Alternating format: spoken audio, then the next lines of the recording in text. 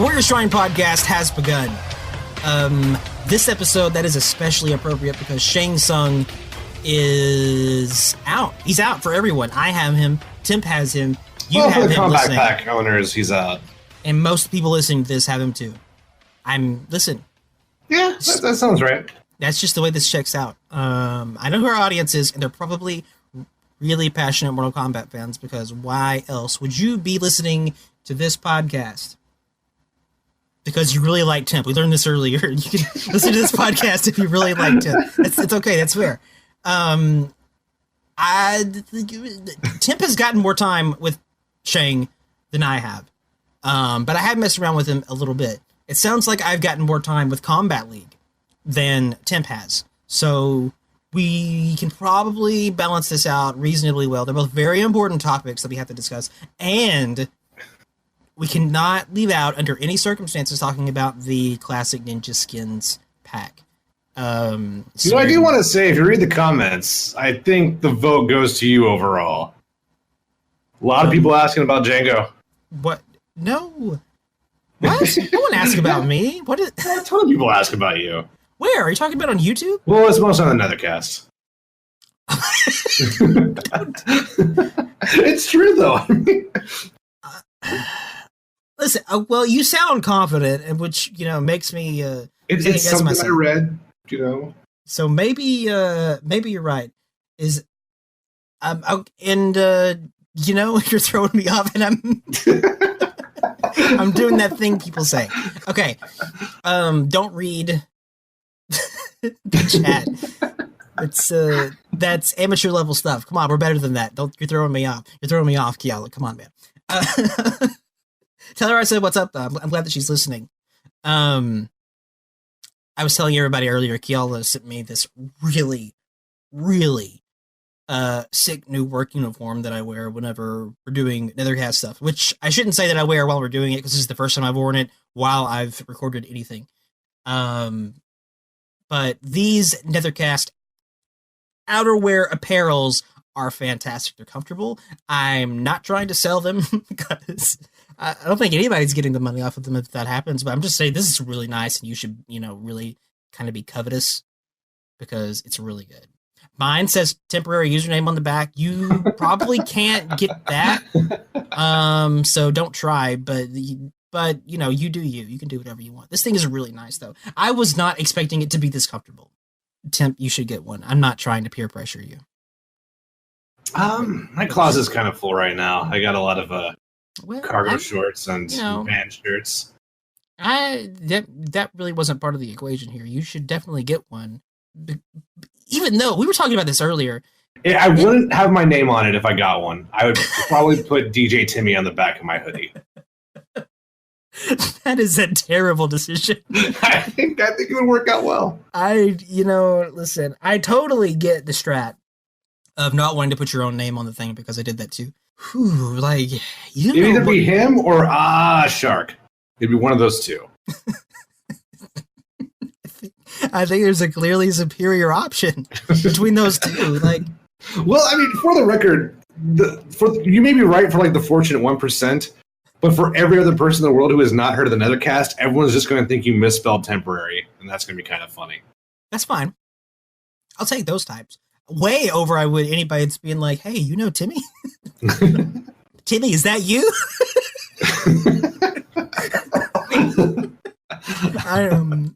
But listen, man, you do you. I'm doing you. And it's going well so far. Hey, so far so good. Don't stop now. Not on my account. Okay. What of these topics do you want to get to first? Because they're all very important. I think everyone wants to hear about Shang, right? Let's talk about Shang. Not Shane. I messed this up a lot last week. Not last week, whenever we last recorded it, but I can't remember now. Never mind. It doesn't matter. Shang Tsung. Let's talk about Shang Tsung.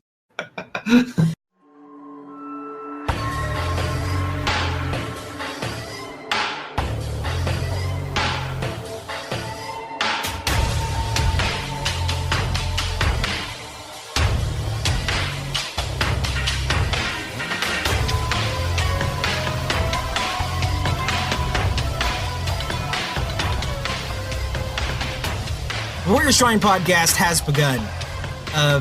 This episode, that is especially appropriate because Tsung is out. He's out for everyone. I have him. Temp has him.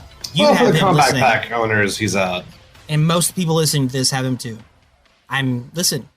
Yeah, that sounds right. That's just the way this checks out. I know who our audience is, and they're probably really passionate Mortal Kombat fans, because why else would you be listening to this podcast?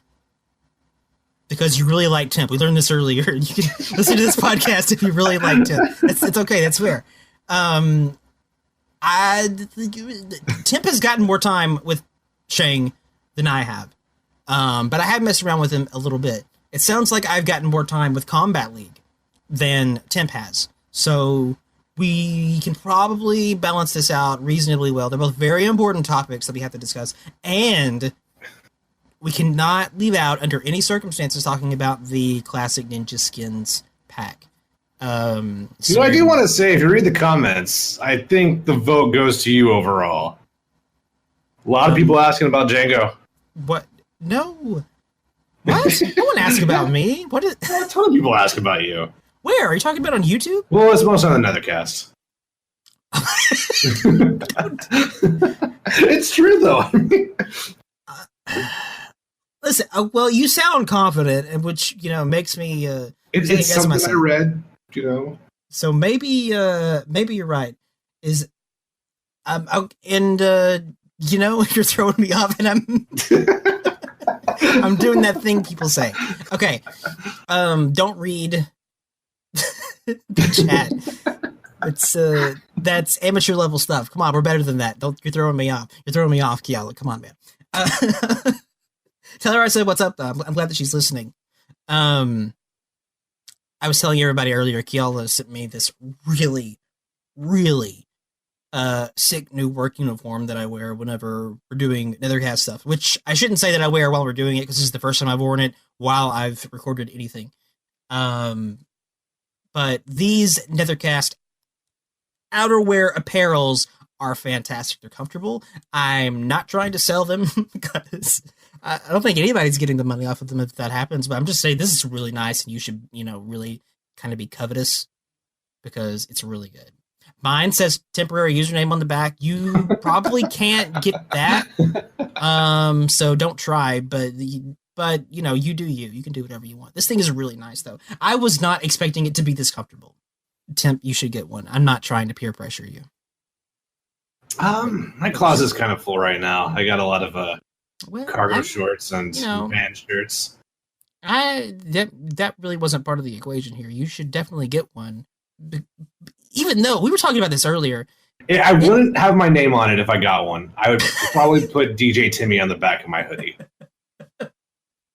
That is a terrible decision. I think it would work out well. Listen, I totally get the strat of not wanting to put your own name on the thing, because I did that too. Whew, it'd either be him or Shark. It'd be one of those two.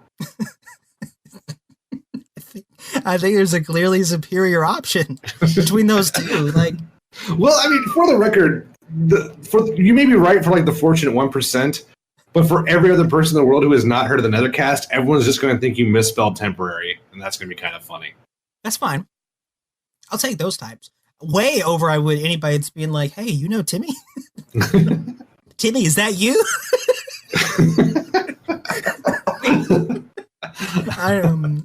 But listen, man, you do you. I'm doing you.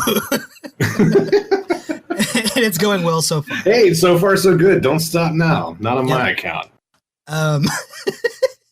Okay. What of these topics do you want to get to first? Because they're all very important. I think everyone wants to hear about Shang, right? Let's talk about Shang. Not Shane.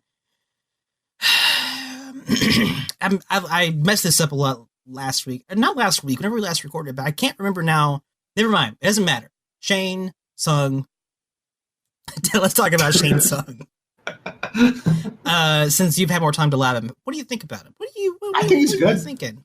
He's very safe. He has flawless blocks, and not that doesn't matter, but a lot of them are very specific utility strings, like back 112 that has a flawless block. But if you're doing that string, a lot of people are going to go for back 1, down 2, which as far as I tested it, I don't think that has a gap.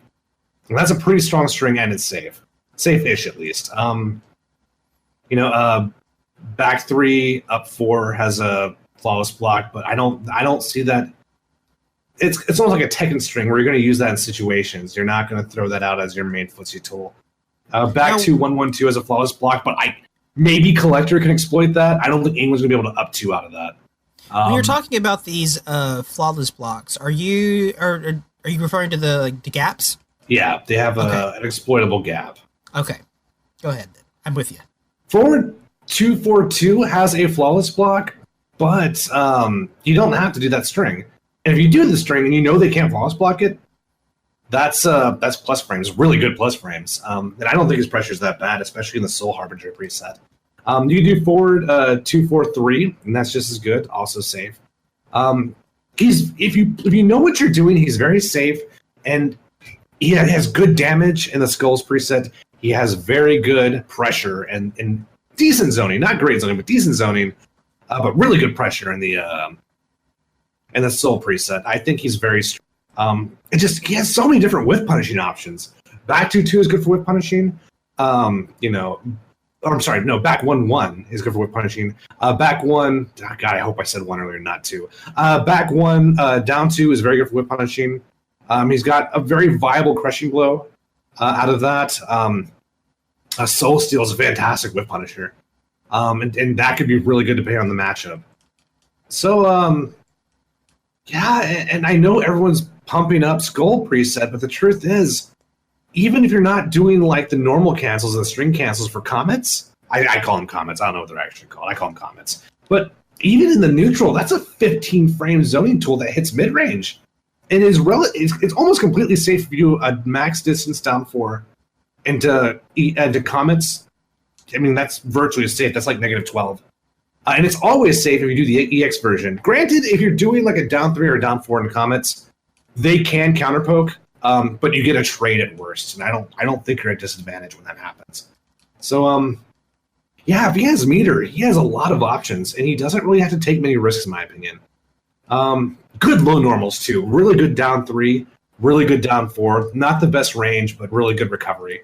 You can kind of machine gun that in the style of like Lao or something. I think he's really good.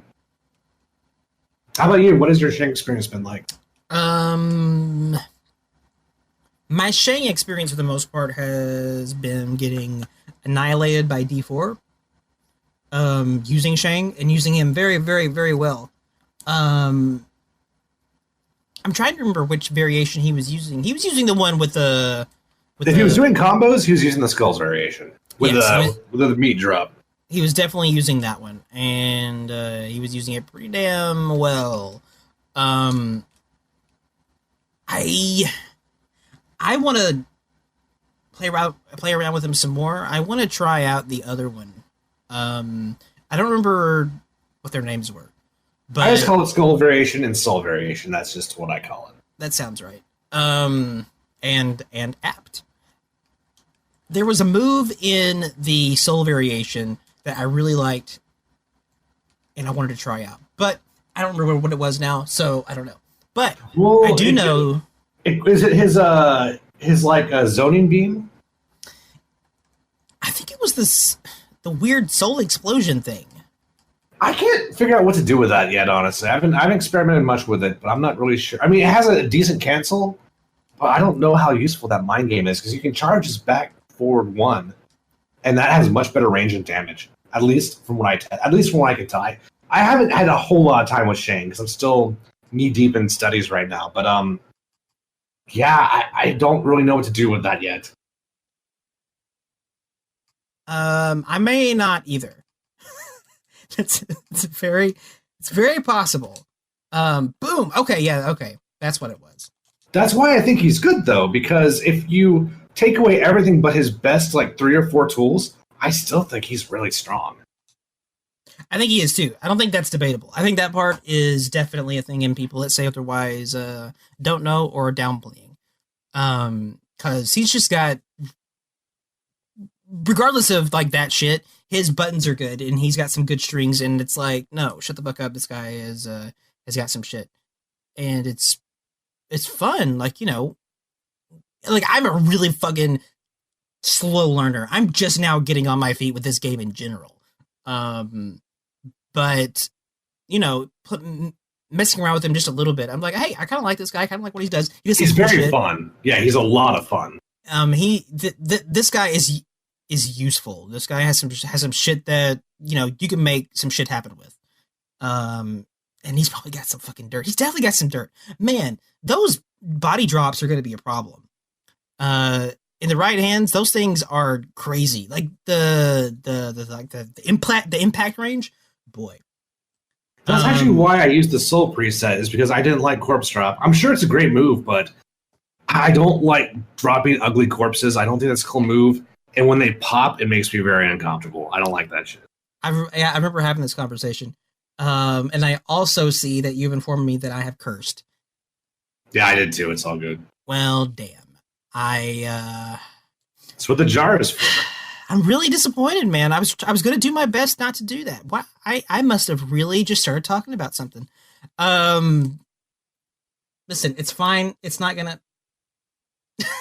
Yeah, I mean, yeah, Kiala here in the chat is correct. You guys won't ever be able to know because you know, you're not in the Discord. If you are in the Discord, you know, you should come join us. It's really fun. Also, it's a good opportunity to give our shout out to a friend of the show, Evan. Was supposed to be on tonight, but the scheduling didn't work out. So we're going to try to get him on next time. I imagine we're getting him on post CEO. Temp is nice. Yeah. Evan's really pissed about it. He's talking about it in the chat, which again, you should join the Discord. That way you can see him get really, really mad at us in Irish live. Well, what were we talking about? Shane. Shane is fun, but you would know better than I would. I haven't taken him into a set yet, but I will pretty soon. I was going to do it tonight, but I forgot we were doing a show, so that's not happening. But yeah, I mean, I guess we should say real quick, we weren't even going to do a Warrior Shrine anytime soon. The idea originally was to wait till after CEO anyway, but morale has been really low right now. Just in the Discord, the community, I think as a whole, is very frustrated with the game. And not so much the deep competitive community, but even they're complaining about stuff too because of the hitboxes. Yeah, just a lot of people really down about the game, and that's painful for me because I think the game is so good. The towers are a shame, and I don't know why my version keeps crashing. No one else has the crashes at the frequency that I have them. Yeah, I blue screen like once every 30 minutes at least. I know, especially when I'm going to the online. That's definitely happening because you're on the pro. Yeah, I had a feeling that was the case. I think it actually might be. I think it's legit. No, I think you're right because that seems to be the common denominator so far. But man, I told you when you got that thing, it was going to be trouble. I told you, dude. It makes Soul Calibur 6 look so good, so it was worth it. Well, okay, as long as it's no worth regrets, but a lot of people are down about Fujin as well, and I don't blame them. That was a real big kick in the gut. Even though I love Fujin, I can't deny that I'm extremely happy about Nightwolf and Sindel. But God, I hate to see the Fujin fans have to wait that much longer for a character that really should have been in the game more than 4 years ago. So it just sucks having to watch them squirm. It's not fun. I don't love it. That's the word we should have banned. To hell with swearing. We should have banned Fujin. That's the thing that always comes up every episode, almost with. I don't think it's failed yet. So, well, I mean, I don't know. I think there's some positive shit that can come from Fujin. I cursed again, man. I'm gonna get it one day. Well, the seal's broken. We can curse as much as we want now. You can curse as much as you want. I'm gonna do I'm gonna mess it up really bad. I'm okay with waiting until Combat Pack 2 for Fujin. But I have been looking at this game and pretty much every aspect of it since it came out as like, I just kind of feel bad for him because you can tell this like weird development bullshit that's been on them all throughout development for this game, and they're still fucking really, really, really, really far behind. And you can, like I said, you can feel it and see it everywhere in this game. And so it's like maybe a better Fujin will come in a Combat Pack 2 setting after they get a little bit more caught up and a little bit on their feet. And I especially feel bad because they don't technically have to do any of this anymore. It's already the best-selling game of 2019 as of May. So in theory, they could pack up their bags, release all the DLC, and call it a day. But they're not. Now there's a dark side to that topic where by not giving up on us, they're whipping a bunch of temps back in the NetherRealm Chicago office. I hope that has gotten better. That's an awful situation, but yeah, I wish everyone well. I hope this all turns on to something that makes everyone happy, even the developers. Even the developers, especially developers. I feel, especially the developers. Everybody, please be happy and have fun. That too. That's very important. The thing with this game, this is a really fun game to play. And the more I play it, the more that happens, and that wasn't the case with, like Mortal Kombat X, for example, which helps me, the type of player that I am, not get tired of it as fast as I might have otherwise. It keeps me going a lot more than it has otherwise, or that it might otherwise. That, coupled with the fact that you can see that they're working on stuff, and things like Kombat League, which has come out, to me, it kind of takes that thing where I do really, really like the gameplay, and I just enjoy playing it. I was playing a lot of Ranked anyway, but it was a big vacancy I felt with the game. It was this big, like, light feeling area, this incomplete part of the game, and that I feel that mode specifically has filled, and it's helped this thing. I think now this game is starting to feel like an actual complete package and not more like a Street Fighter V type situation anymore. I don't like, it was never that light as Street Fighter V, but it had that vibe about it, and I thought that since the beginning. So I didn't even know what Combat League was until like 10 days ago. They talked about it before the game came out, but I don't know if it had a name back then. But Derek was the one who mentioned that there is going to be an advanced ranking system, and then silence. I thought it was basically either abandoned or they were saving it for post-combat pack. And so when it showed up, I'm like, oh, they actually did it. Yeah, I mean, we've all seen Combat League. They're like, when you go online to fight, it's just like Combat League starting in 26 days, and it was 26 days forever. I had no idea what that was, though. That's the thing. I had no idea what Combat League was. I thought that was like a tournament that was going to happen in like Chicago on a Tuesday. I didn't know. Yeah, I had no idea what that shit was. But whenever that video went up, which, boy, yeah, you can smell though. This is not an insult or like me taking shots at them, but you can smell like kind of the lo-fi-ness of this game, like in a lot of places. We all smelled it whenever that Combat Pack video dropped, that it was just like Sindel Nightwolf with text. It's like, oh, this is not how you guys usually go about this sort of thing. And then whenever this video went up for Combat League, and it was just Tyler at his desk, and you could hear him talking into probably a snowball like I am right now.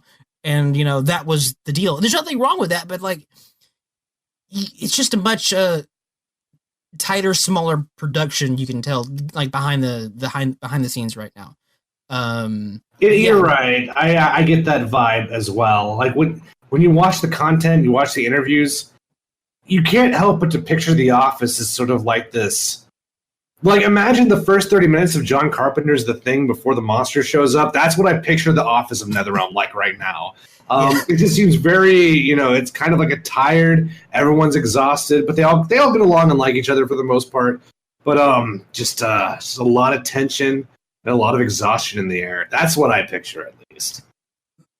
What's cool about it, though, and what keeps it from like just getting, like it feels sad or like whatever, like that doesn't feel like the case, because whenever Shang comes out, like, man, you can smell the love that went into making this character, and the work too. There are tons of little nods to really, really, really, really cool shit. That's cool shit for Mortal Kombat fans. Like when he ever, like, mid-round taunts, he turns into Rain. He does the Rain pose, and the same for Reptile and stuff. When he turns into Reptile, like, his voice changes, and he has Reptile's voice for a second, does the laugh and all this stuff. Like, there's a lot of attention to detail and work that went into this stuff. So whenever things do go up and they actually get things done and out and pushed out, to me, they don't feel like they reflect that low rent thing that we're talking about here, which is the important part. It's all the orbiting media around the game is where that comes from. I feel like the game itself is mostly fine. And it's the same with the Combat Pack. Combat League. Combat. There's too many they need to get better at their names. It's a lot of Ks. The League. Now it sounds like I'm talking about Justice League. What I'm talking about. The Combat League. I played it like for 1 billion hours yesterday because it went up yesterday. And it, to me, it feels good and it feels fun, and it doesn't feel like light or tacked on or something like that to me, which, I was hoping wouldn't be the case. And now that that's in the game, I feel much more confident about this game, a game that I was enjoying playing anyway, which is the important part. And even though all this other stuff, and there's been 101 problems with the towers, right? And the crypt has been the bane of a lot of people's existences. You can watch Tom Brady videos talking about crypt stuff, and there's problems when Tom Brady's making problems about that kind of stuff. It's I not didn't just know the clone Tom anymore. made a crypt video. That's news to me. Oh yeah, he's made more than one. He's talked about their handling of that stuff for quite a bit. Is it not functioning properly? What's he saying? Of course it's not functioning properly. He doesn't make videos about things that don't function properly.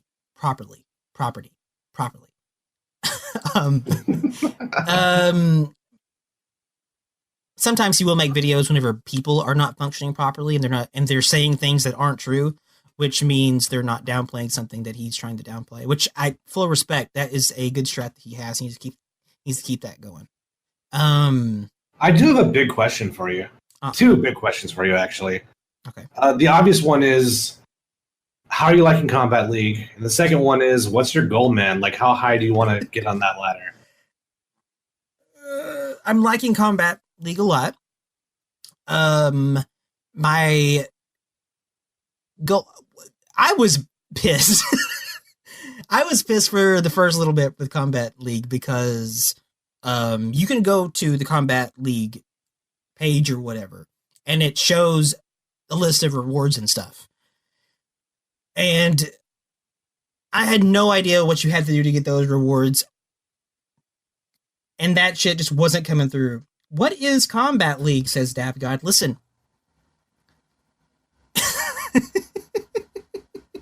I'm trying my best here. I'm trying to find the list of rankings because this is a big deal. Like, one of the things I love about Tekken is you can ask someone, hey, do you like Tekken? And they'll say yes. I'm like, do you play ranked? And they'll say yes. And you say, what color are you? And they'll say what color they are, and you'll immediately have an idea of how good they are. That is so important in a fighting game. And we finally might have something like that now with Mortal Kombat. But I have that I can't list. find the rankings, dude. I am pulling that up. I have it. Or at least I thought I did. I grabbed a screenshot of it, which was very handy. And now it's very gone. Well, I think Evan's got her back in the chat. Evan's got it? Okay. You're just typing it out? Man, you must work for NRS. This low rent. This is a lot like Tekken. Ironically, Grandmaster's very low in Tekken. And Grandmaster's like I think the highest blue rank, and blue rank is not even like amazing. Elder God makes sense. I knew that I had this list. I'm so whatever. Okay. This was important to me, and I got pissed because there was a new Sub-Zero mask. There is a new Sub-Zero mask, and I wanted it. I wanted it real hard. And I wasn't clear on what you had to do to unlock it. Now I am. I figured you just play the league and it happens automatically once you get enough points, right? Is that not the case? That is the case, but apparently you don't get it until the end of the season. Somebody please correct me if I'm wrong, because that would be great. Which the ending of the season is a month. Hold that thought. Keep talking. I'm going to look something up. Okay. I have gotten up to Warrior, by the way, on the list there. Evan says that I'm not wrong, so okay, confirmed. The operators are helping us out. You can gain points for losing to a higher rate. Yes, you definitely gain more points. You gain points for both winning and losing, but so you don't like drop it like after a loss. You're still getting a little bit, and you have to lose more to be demoted than you have to win for being promoted. If I said that right at all, that sounds confusing. I think that's right though. Which, you know, I feel that that's okay. I feel like that's a little more encouraging to people than just like one step forward, one step backward, depending on who you get maxed up against. I don't know. As long as it can't be exploited, I guess I'm okay with that. What I'm trying to look up right now is a visual list, because what they should do, I hope they did this, but I don't know yet. There is a visual list. Associated. What's up? There is a visual list. Well, I wonder if they color coded this shit, because well, I don't. Because there's ranks within colors in Tekken, and I think again that's very important because both Initiate and Grandmaster are both blue, but they're still different ranks. So I'd like to know. Listen, because right now I don't know what a champion is. If you say you're a champion, I have no idea how good you are. So I don't know. Well, I mean, I don't know. It's a little abstract right now. It's also very new. We may not know for a while, but you were saying. I don't know what do colors mean though? Like, are some it's just colors like hierarchy? Well, yeah, but you still have to know like which colors are higher than other colors, right? And I think that just comes with like history, like in Tekken, for example. Like if you're new to the game and you're a scrub, you're probably going to be in early blue, and you're probably going to stay there for a while, unless you got the gimmicks down. If you're green, you know what you're doing. Green means you know what you're doing. You're competent. Okay. But you may not understand a lot of matchups still. Your execution, honestly, people don't really know good combos until high green. Most of the Tekken players I play do not know combos. They know strings and they know gimmicks. When you get to yellow, that's when you're actually get like offline community level players. Like that's when you're playing someone who you'd play in your local community who has been doing this for years. That's what yellow means. Orange means you're one of the best Tekken players in the world among the elite. You're not like in the top 1,000 probably, but you're really fucking good at Tekken. And then probably if you're like purple, or if there's anything higher than purple, then you're probably like a top 8 placer. You're very, very good. No, that's all very loose. Like this, don't take any of this as gospel, guys. But the important thing is, if I know your color, you've communicated a very strong idea of what color, what your strength is in the game. I'm hoping this works like this too, but I don't know. Like it's just right now, it's a little too abstract. We'll probably get it figured out. What I'm wondering is many things. But, okay, it sounds like the colored ranking you're talking about has been around for more than one game. Is that right, in Tekken? Oh, yeah. Okay, that makes a big difference. Because there's definitely not that association here. I don't know when it showed up, but I know at the very least it was in Tekken Tag 2, and now in Tekken 7. So it's a fairly old system. I'm pretty sure it was in Tekken 6 as well. That maybe even 5. Well, I don't even know if Tekken 5 had online, dude. But Tekken 6, I'm fairly confident it was in Tekken 6. Okay, I think I have the thing that we need. How did you find it? I've been going through so many websites, man. Well, I did it myself. I grabbed my own, and I did the screenshot, and I'm pulling it right out of the video game, and it's helpful. Because, fuck the internet. I don't mean that. I love the internet. You guys know that. I don't mean the internet. I love you.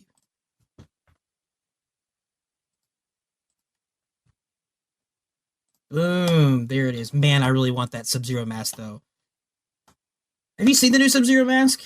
No, I haven't. Is it red? Because everything else is red. It's definitely not red. Where'd you post it? I don't see it. You said boom, but I don't see anything, dude. Well, I mean, okay.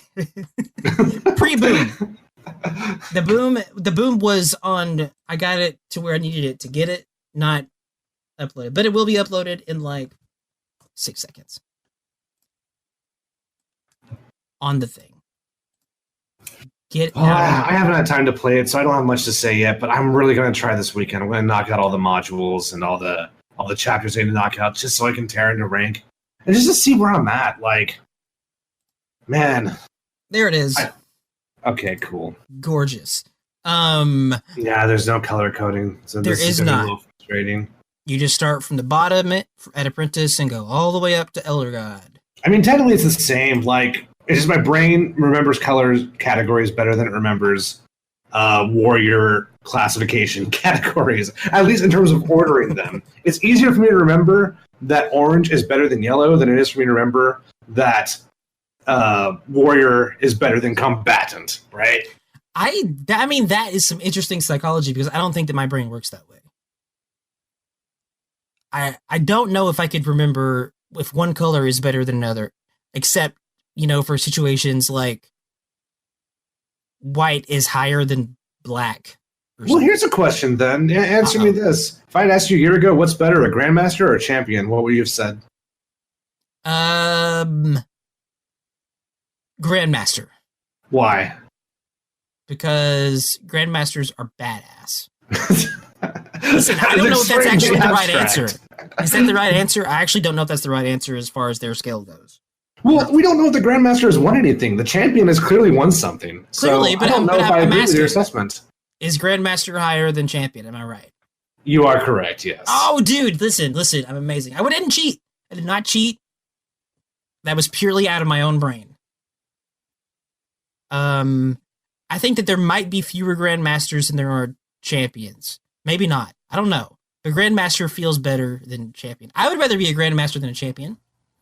But maybe I also... Yeah, it's also because... That's more of like a personal philosophy, though. I think I'm talking about who would win, the Grandmaster or Champion in a fight. I don't know. It could go either way. Listen, what is definitely true is that I mained Grandmaster Sub-Zero in Mortal Kombat X, so I have some bias where that's concerned. That's true. It's not Champion Sub-Zero. Nope, it's not, because that sounds really generic and uninteresting. But Grandmaster Sub-Zero.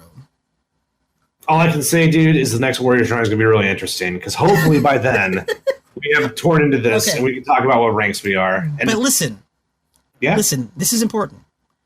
Competition is stiff, okay? I have no idea if that's going to hold up. Yesterday was the day that this started, so obviously everybody was jumping on board, right? That makes sense. That's the time to do it. Go up in rank when you're playing the scrubs, man. And I went in hard day one, and dude, listen, competition is buff. It is buff, and it's not. Listen, it's Scorpion, it's Garrus, it's Sonya, it's Aaron Black, it's Katana, it's Liu Kang. There were some really good players out there with a decent number, with decent character variety. And today, I'm starting to see some Shangs in there, some decent Shangs. I've only played the one Shang, but he was pretty decent, which is pretty good for day two. I was surprised. So Combat League is also giving me something there. It's way tougher competition than just going into ranked was when it was just ranked. Even like the day previous before the shit went up, if you just go into ranked, no, it wasn't just tough. Which is really interesting, and it's fun, and it's often really frustrating because people kick your ass, but it's fun. It's really good to see. I have no idea how long that's going to last, because again, everybody was playing it, and that's how you get, obviously so many good players on. Well, that routes back to my drop. So we have the list in front of us now. Before the season's over, what are you aiming for? What do you want to get? What would you be disappointed if you don't get? I mean, I don't care to get any of these 3 shader colors for these characters. That doesn't. They do look good, but you're right. I don't care about them either, but I do want them nonetheless. I want them, but I don't care, but I want them. It's not my goal, is what I mean. And I am like largely reward driven here. Like I wanted that Sub-Zero mask that you see down there because it's badass. And I'm not big on it. I don't know if I love the 9-volt masks. You know, dude, listen, you don't understand.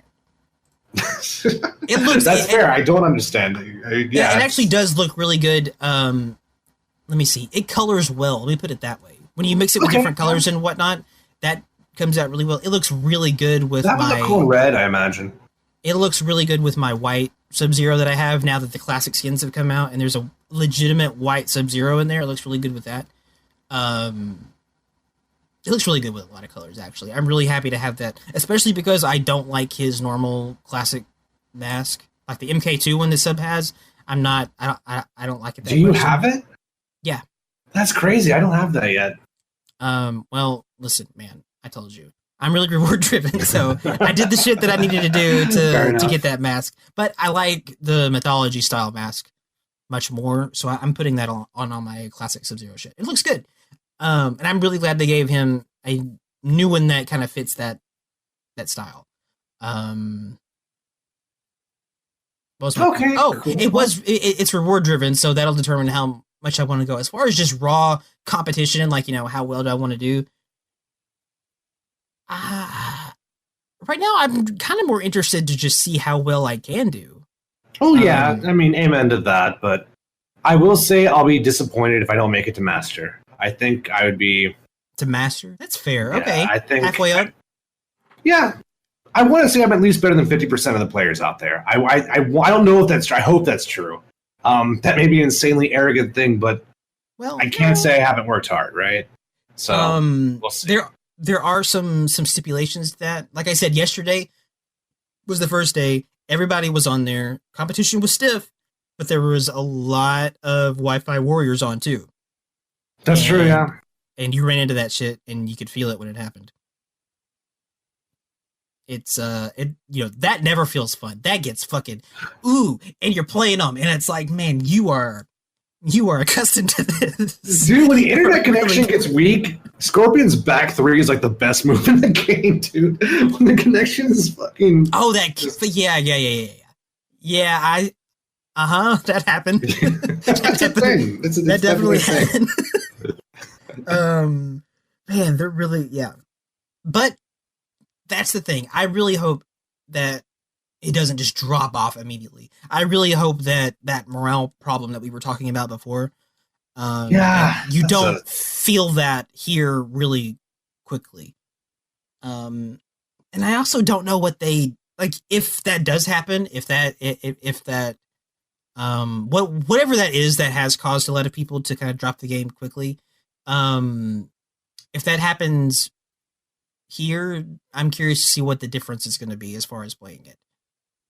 I would assume that, if people do drop off some, that the competition will probably go back to a little bit like it was in normal ranked before this launched, which was much less difficult, but I hope that's not the case. I hope people do keep playing it because people continuing to play it and is kind of what makes it as fun as it is to me right now.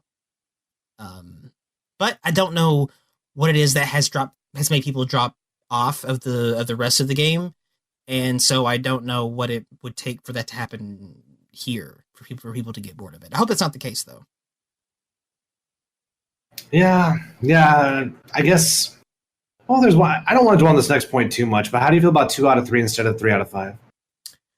Oh, in practice, I actually don't mind it that much. I actually agree. I feel the same way. I think 3 out of 5, when you're trying to play as many matches as possible in one night, 3 out of 5 takes too long, dude. It takes way too long.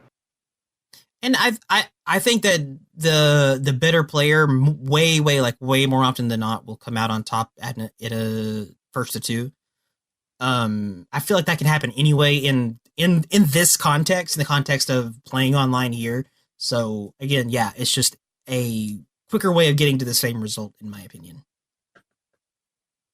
Yeah. I don't know. I'm just down about how people are just dropping the game. Like, that's... I don't know. I think the Benevolent Sun is gone. He's not in our Discord anymore. I don't know where he went. But that dude was one of our best Street Fighter players on the Discord. And I never got a chance to play him. So hopefully he sees something that brings him back, dude. But God, I don't want to see people dropping this game. That just makes me so sad because it's the best Mortal Kombat ever made, in my opinion, you know? I agree. It probably is. Like, it, I mean, we've talked about that at length. It reminds me of playing Mortal Kombat 9, which Mortal Kombat 9, I didn't realize how much I liked it until, halfway through MKX or some shit like that. It's a really fucking good game. And this game probably is better. But it's really weird, though, because I don't know what it is that makes people drop off. I don't know what it is that makes people, what loses their attention. That, that has always confused me a little bit. I don't know. I'm usually kind of okay at having a longer attention span with stuff that I like, so that's never really been a thing for me. I'm definitely not one of the, like a cyborg type. No offense to cyborg, just different attention type things. So it always is like confusing to me whenever I'm like, okay, what is it that makes people drop off and what is it that doesn't? Because I can't read that shit. It's also scary to me now because I'm, working with some people that are working on a fighting game, and it if I could figure out what it was, then, I could bring that into that. It'd be like, let's try to avoid this or use this data to, help us out making that game.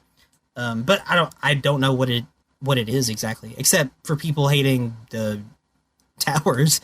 I mean, that's come through loud and clear. I think that's a big part of it. I think a lot of people just can't find their character. I think that's also dampening the experience for a lot of people, especially people who are waiting for a DLC character that never showed up. I get it. I absolutely get it.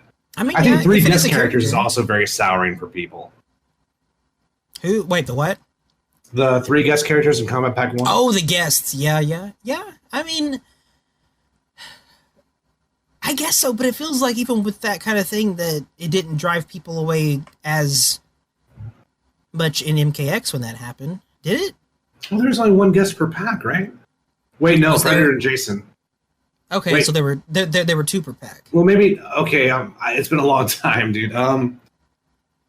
It was Predator and Jason were in the first pack, and then it was Alien and Leatherface. Leatherface, yeah. So, yeah, to 3. Yeah, you're right. Yeah, that's 50% of the pack. It was funny, like, yeah, even I was watching a Maximilian video talking about it, and he was like, hopefully there's fewer guests in Combat Pack 2. Max said that? Yeah. And I was holy like, well, shit. I think that we've arrived somewhere. Yeah, I love Maximilian, but it always breaks my heart when he's like, cheering on and begging for guests in other fighting games. Like, he was begging for a guest in Tekken, and thank God they revealed Marduk, Armored King, and Julia. But oh man, that just like, come on, dude. Like I said, I have a lot of respect for Max, even after all that shit he talked about you. I'm glad he's coming around. Glad he's seeing the light, Yeah, the shit he talked about me. References. It took me a second. I had to think about that. That was some time ago now. That's been a while. It's been a while. It's yeah, he was talking about, but like, it's everywhere. Like, he's like, there's a lot of characters that this video's been a while, but a lot of characters that people would like to see in the game. I think he was talking about characters like Ermac and Melina and shit, but it doesn't matter because the sentiment's still the same. There's some cool Mortal Kombat characters that aren't in this game, and the base roster felt a little I think everybody thought the base roster felt lacking.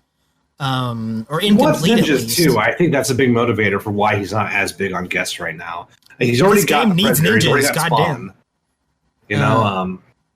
This was way before any of that, though. This was way before the announcement of Spawn and shit. Really? I didn't know. Yeah, okay, even an older video. But like I said, I think everybody can feel it. When this game came out, you looked at that roster, and it's like, what? There's something missing here. Like, even though it's the best roster they've had in a long time, you really feel the absence of the ninjas. It sticks out so much to me. It's a thing, and I don't know if there's any more coming, man. That's another weird thing about this. I I don't know what's going on there. I don't know what their game plans did for this game. Hopefully, though, that Fujin situation works out. Yeah, me too. Because if that ends up not being true, we might as well just say goodbye to Down Forality. He's not coming back. And I mean, it's hard to blame them too. Like, even if they had like planned to change shit from that Switch leak, and you're like, we decided, like, that was older data when we had a different plan, and we decided to, like, whatever, swap out characters like Shiva, and maybe characters like Fujin since then, and they're going to do another thing. Hearing how much people fucking want that shit, and not being like, okay, people really want those characters, fuck whatever plans that we were going to change to, we should probably get those guys back in there. If they hear how much people want those characters, and those characters don't come out, they kind of deserve people dropping off the game like that. That's just a really easy way to directly listen to your fan base and saying, nah, we're going to do something else instead. Which I don't feel is a smart thing to do at all. It feels like a lose-lose because, like, I think the people who really deserve their fans, the fans really deserve their characters in the game, they don't scream and they don't pout. They just get really sad when their character doesn't show up. I feel like that's true of, like, Smoke fans are in a down place right now. Fujin, obviously. But Melina fans are, like, the most hostile, toxic people you will meet. Not all of them. Again, not all of them. But there's no denying they're the most toxic fan base, right? Yeah, they're just being unreasonable. The people that we're talking about who do get sad, it's because it's happened over and over and over again. And you can't get, like, up in arms every time this thing happens when it's happened a billion times. You just don't. Like, you're used to it. You get worn down. And that's why they don't, kick and scream and whatever. Like, but Melina fans, it happens once, and oh my god, the fucking, fucking flip the tables, everybody get your guns, this is war, right? And boy, you can really see it win too, because Melina is a iconic enough of a character where if no one's gonna fight for the Su Hao fans, but people know who Melina is. That it's not like a 3D era character where even if the Nitara fans like were to shout and scream and tear shit apart, like no one's gonna bat for them. People, because they don't know who Nitara is. How are they gonna bat for those fans when they don't even know who the character is? People know who Melina is. They could easily win that battle if they scream loud enough, because that happened with Martian Manhunter. So who knows? That's the trouble, though. Like, if they do win because of that, then the people that have gotten, like, like burned the most, like we're talking about, like the Fujin fans or whatever, Smoke too, they're kind of only not getting their character because they didn't kick and scream and whatever, and they were just sad and kind of sulked off and whatever, which is also a bummer. It's kind of like a self-fulfilling prophecy for those guys. And I'm in that camp too. Fucking, I want Smoke and Fujin. Yeah. If you don't want Smoke, you're kind of. There's something wrong with you if you you don't like Smoke. There is honestly something wrong with you. He's like the easiest character to like. Dude was so fucking fun and sick in Mortal Kombat 9. Like, come on, man. He did smoke. Shut up. He was great. Hopefully that doesn't happen. Hopefully we're talking about a future that does not come. This is not a Days of Future Past situation. Fujin is in Kombat Pack 2, and people won't be those fans that have, like, like we're talking about, who have been burned so much, they're just becoming callous to the burnage. Doesn't hurt them. They'll, kind of get what they're after, only because, and I say this only because it was in that fucking dump, info dump, and so there's a little more expectation. There's a little more of that dangerous hope out there. Like, if all that happens, and once again, Fujin kind of gets kicked aside, it's going to be, I don't know what you do. I don't know what I don't know. I guess I got lucky, because really, I mean, even though Nightwolf and Zendel have a fair fan base. It's not comparable, in my opinion, to like the Fujin cries, and definitely not the Melina cries. So, and I love Nightwolf and Sindel. Like, Nightwolf is like literally my fourth favorite character in the franchise. I love Nightwolf a lot. Sindel, she's top 10 probably, but more importantly, I have a big gameplay legacy with her. I got to grand finals with Sindel in one of the tournaments after Injustice came out. Because, I mean, once Injustice was out, I didn't need to use my main anymore. I'm like, this is not my primary fighting game. I can just have fun. And I did fairly well with Sindel. I was very happy with my tournament performance with that character. So I'm very happy and blessed that Sindel's back, even though she may have the worst storyline I've ever seen in my entire life. God, that bio is such trash. But the character's great, though. The character looks cool and it maintains the things I like from MK9 in terms of gameplay. That's a big deal. That's really cool. Nightwolf, I want to love Nightwolf no matter how he plays. I love that character so much. But yeah, hopefully everyone looks cool, because the Nightwolf portrait is a little concerning. So hopefully everyone looks good when the game comes out, or when the characters come out. When the characters come out, there's no timeline on that, is there? I'm worried about that, dude. The fact that they didn't have a model or a preview in the DLC trailer leads me to believe that it's probably going to be bi-monthly, which is not awesome, because that means, well, we're going to get the last DLC character in like November, January. Like, it's going to be a long time. There are 6 We're characters. already halfway through the year, and we've only got one right? character so far. Yeah, so.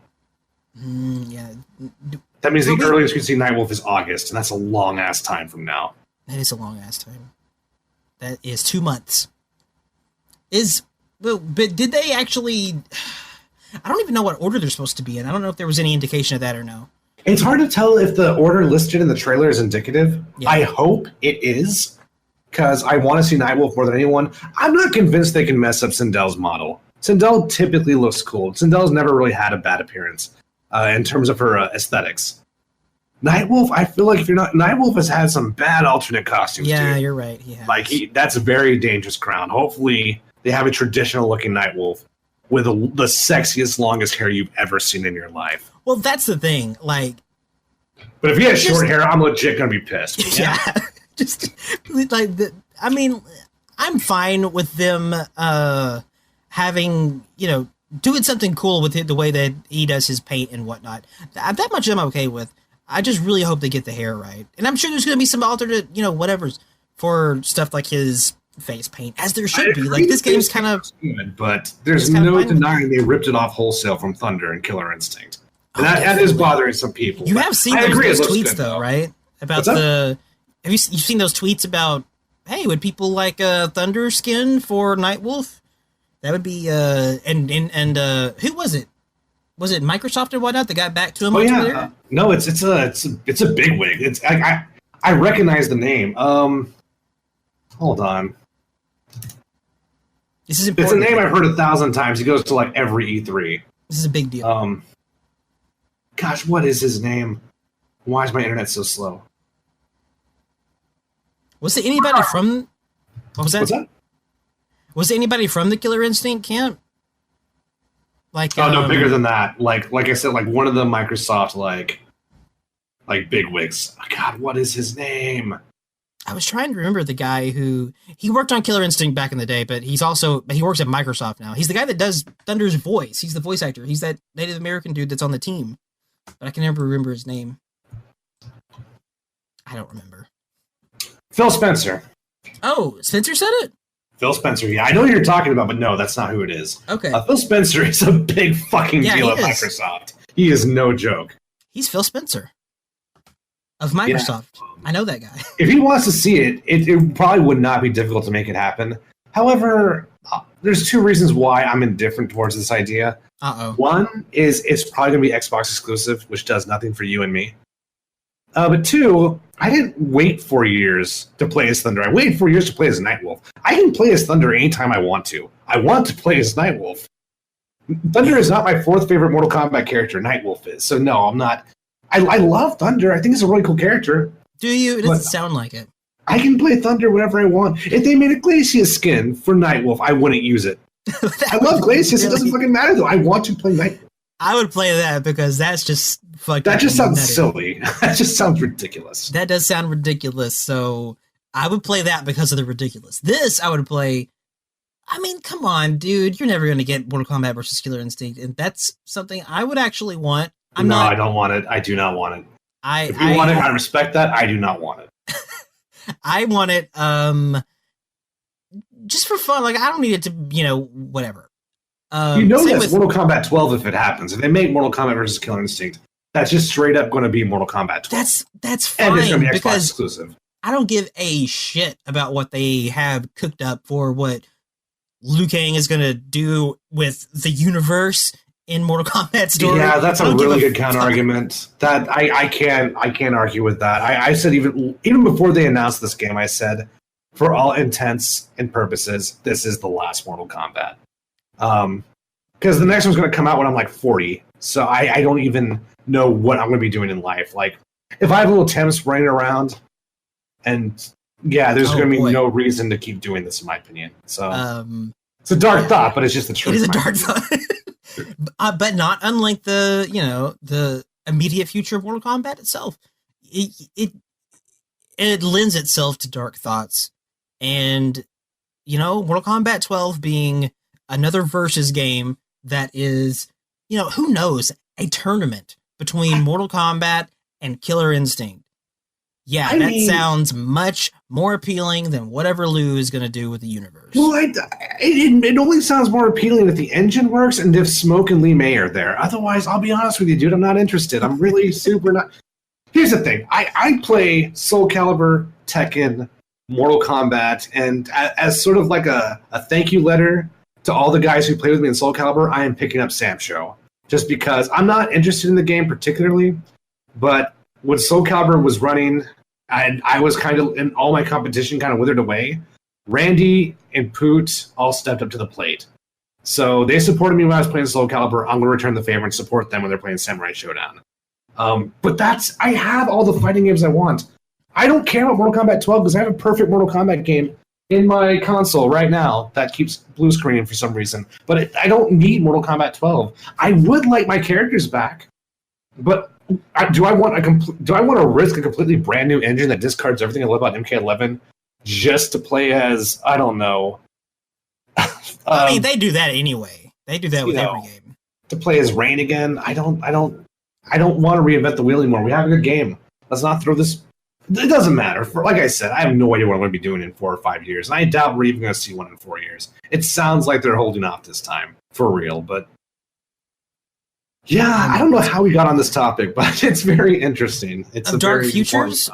Yeah, I think Dark Futures are a natural topic to go on right now because people are dropping off really quickly.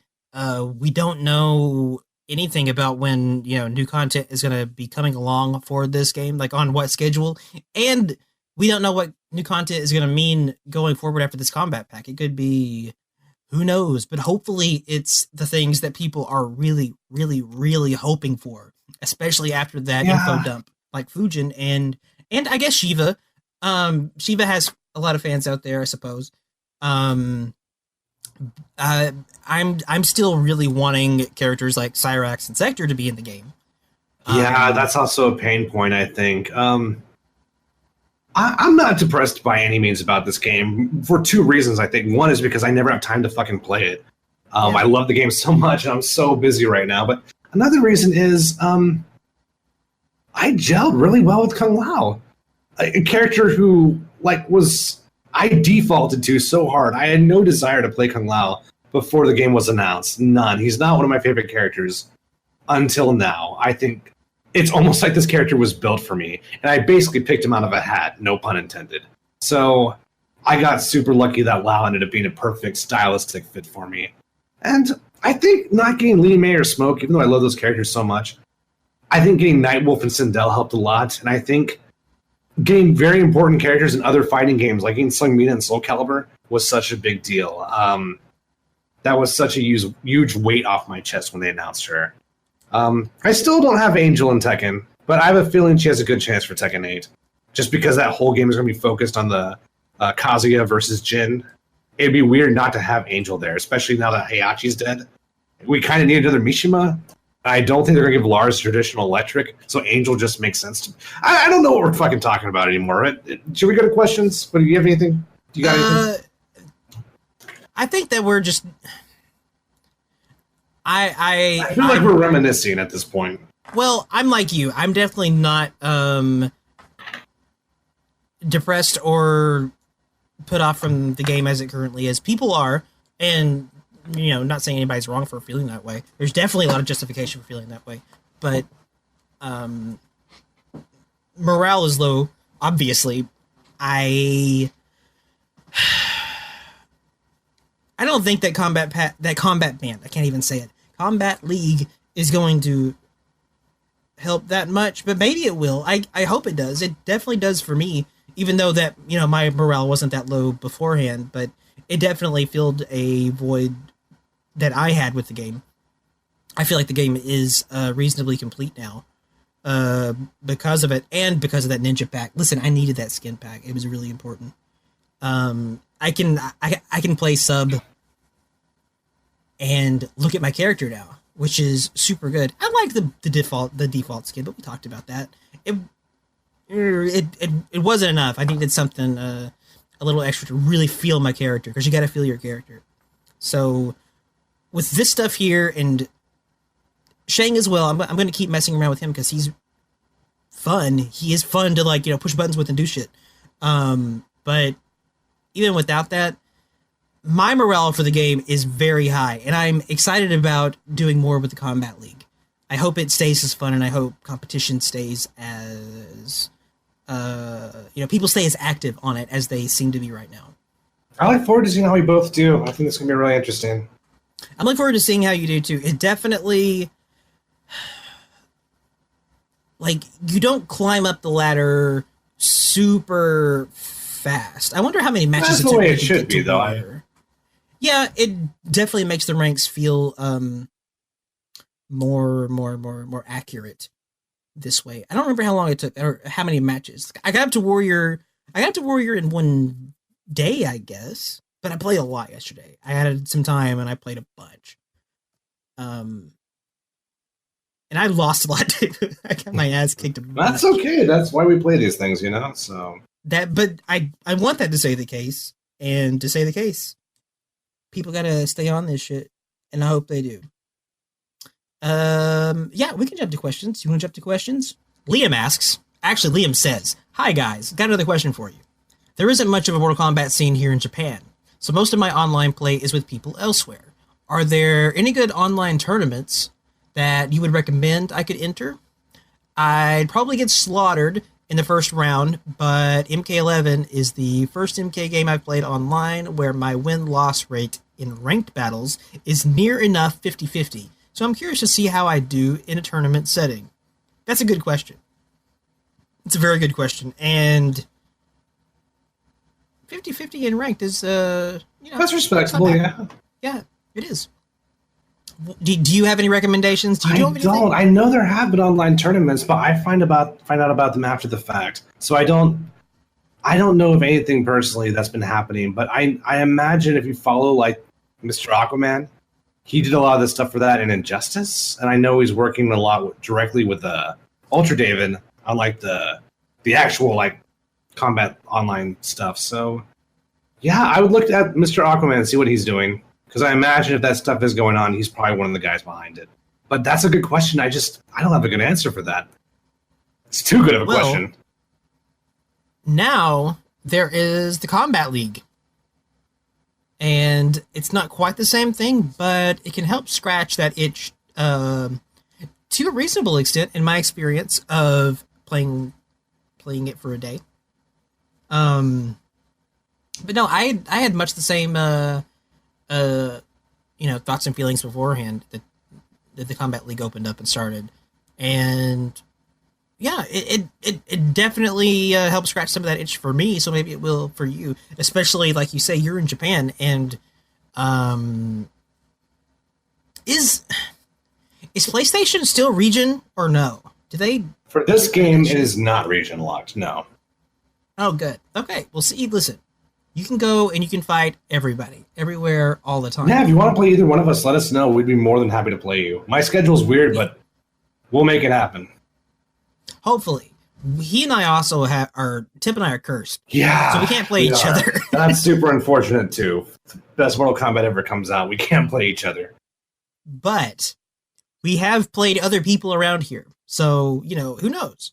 Maybe Japan is immune to the curse and you can fight us and you can kick my ass. Definitely, because, boy, D4 spent a good amount of time yesterday doing just that. But it was fun. Thanks for your question, Liam. And hopefully, let us know how that worked out for you and how you're liking Combat League. Combat League, god damn it. It's not Combat Pack League. Man. Thank you for the Combat question, dude. League. Definitely appreciate it. Thank you for the question. And hopefully people who feel like you do, Liam, hopefully Combat League helps them out. I want to know how people feel about it besides me out there. Going down to the next question, it looks like it's our friend Kiala. Kiala, you're a good guy. What's up, dude? Quick and fun question for you guys. If you were to create an original Mortal Kombat character, what would be their backstory and powers? P.S. I challenge Django to a first to 10. Well, I got that on the recording, so it's out there. It's real now. Okay, we can do that. You may not be happy. We can. Ooh, there's a good idea. I could record it. Listen, the channel is a little light on content right now, so I'm tempted to say the least. Do you have an answer for that question, Tim? What do you think? I don't have anything specific. I think there's one character I want to see that they haven't done yet. I'd really like to see just a Green Soul be a character, because we were kind of promised that with Ghost Liu Kang before Deception came out, and it got dropped in development, I guess either due to time or because it wasn't working from a modeling perspective. So, yeah, a Green Soul with good pokes and no mix-ups, but just a good pressure game, good strings, good pokes, and a good down 3 and a good down 4. I don't remember this character that you're referring to. Well, it's not really a character. It's every character. When you steal their soul, they're just a green dude. Oh, a green dude. I mean, he'd glow. It's interesting. I wasn't thinking of Reptile. Yeah. Okay. I'm thinking about. It's an interesting question because the first thing that comes to mind is now the Nethercast Discord urban legend, Flakron. You might have heard the name getting passed around. I forgot about that. Well, you shouldn't. Flakron is, well, for one thing, Flakron always makes me miss Jodan, who's not around as much. I miss that guy. I miss Jodan too. Jodan's super cool, and he was one of the co-creators of Flakron. There's a few of us in here, but Flakron was just it was a Shadow Priest. Shadow Priest from the Sky Temple stage. I'm sorry, I can't remember if Flakron was the left or the right. Shadow Priest. Well, you mean the tower, right? The evil monastery. You don't mean the actual Sky Temple. Oh, no, yeah, I'm sorry, you're right. The evil monastery, yes, sorry. That's the stage. But I don't remember which, it was the left or the right one. Jodan would know. But Flakron is actually a female devil agent. She's there she's there undercover looking to take out Shang Tsung. And this is it's an extremely dangerous assignment, and she has been undercover so long that it's hard to tell if she has actually flipped and she is working for Shang Tsung, or she's still just biding her time, waiting for the right opportunity. And she also has she has an item or something. I think it was a knife or something to that effect. But it could actually destroy a soul outright, which I don't think is anywhere else in Mortal Kombat franchise. whatever this thing could do, it had the ability to do that, to destroy a soul outright completely. And that was, what she was going to use on Shang, because he has a lot of those things and whatnot. And she just, her job was to get rid of him outright, not like kill him so he could come back later, or he could like whatever, like none of that bullshit. But that was Flacron. Yeah, I guess that kind of, I hope that answers the question. It's a little long form, but boy, you asked. It's a good question. You had a better answer than I did. I do find it interesting that both of our answers involved like souls. Souls play an integral part in both of our answers, so maybe there's a void that needs to be filled. It's a hard question to answer. I pretty much have everything I want. It's more about what I want to come back more than anything. The green soul is just a cool idea that never got realized. Get on it, NRS. You guys don't have anything you're doing over there. You're working on slackers. Yeah, that was a cool question, Kiala. Thanks. Yeah, good stuff, dude. It's fun whenever we don't get asked gameplay questions. Not that I don't like gameplay questions. That's why we're here. I don't know what Chrome meant when he said Shepard Rex. Does that mean something? It does mean something. I don't know what he means by it, though. The Shepard and Rex are from Mass Effect. I kind of suspected that. I've remembered Shepard and that, but I don't know the concept. It sounds like an answer to what guest characters do you want, but I don't know if when. Oh yeah, there was a guest character conversation up above. That's probably what that's a response to. Oh, well, I do not. Those are not horrible answers, by the way. I would not hate Shepard any more than any other guest character. Rex would be interesting. You're nice. Thanks for the question, Chrome. Good question, bro. Evan asked, Tip Talk, why is Garrus so scary on knockdown, and how does one deal with it? This is just a good piece of advice for anyone, really. What do you think? You have strats? Man, the pressure. I played like 2 Garruses. I guess 2.5 if you count down 4. I played down 4's day 0 Garrus. I mean, for me, when I play the character, the struggle is just, it's the combination of a really far-reaching mid versus the low mix-up versus the feint with the fist charge. If he has a command grab, that's also a huge factor you have to take into consideration. He's just a very dangerous character. And even if you do wake up successfully, you don't get a whole lot from him, and when you knock him down, I feel like he's almost sometimes, in some situations, he's scarier on the ground. It's hard to put Garrus in the space you want him to be at. And you want to keep your defensive meter because, God, it just, when he hits you, especially in the corner, it feels so difficult to get the momentum back.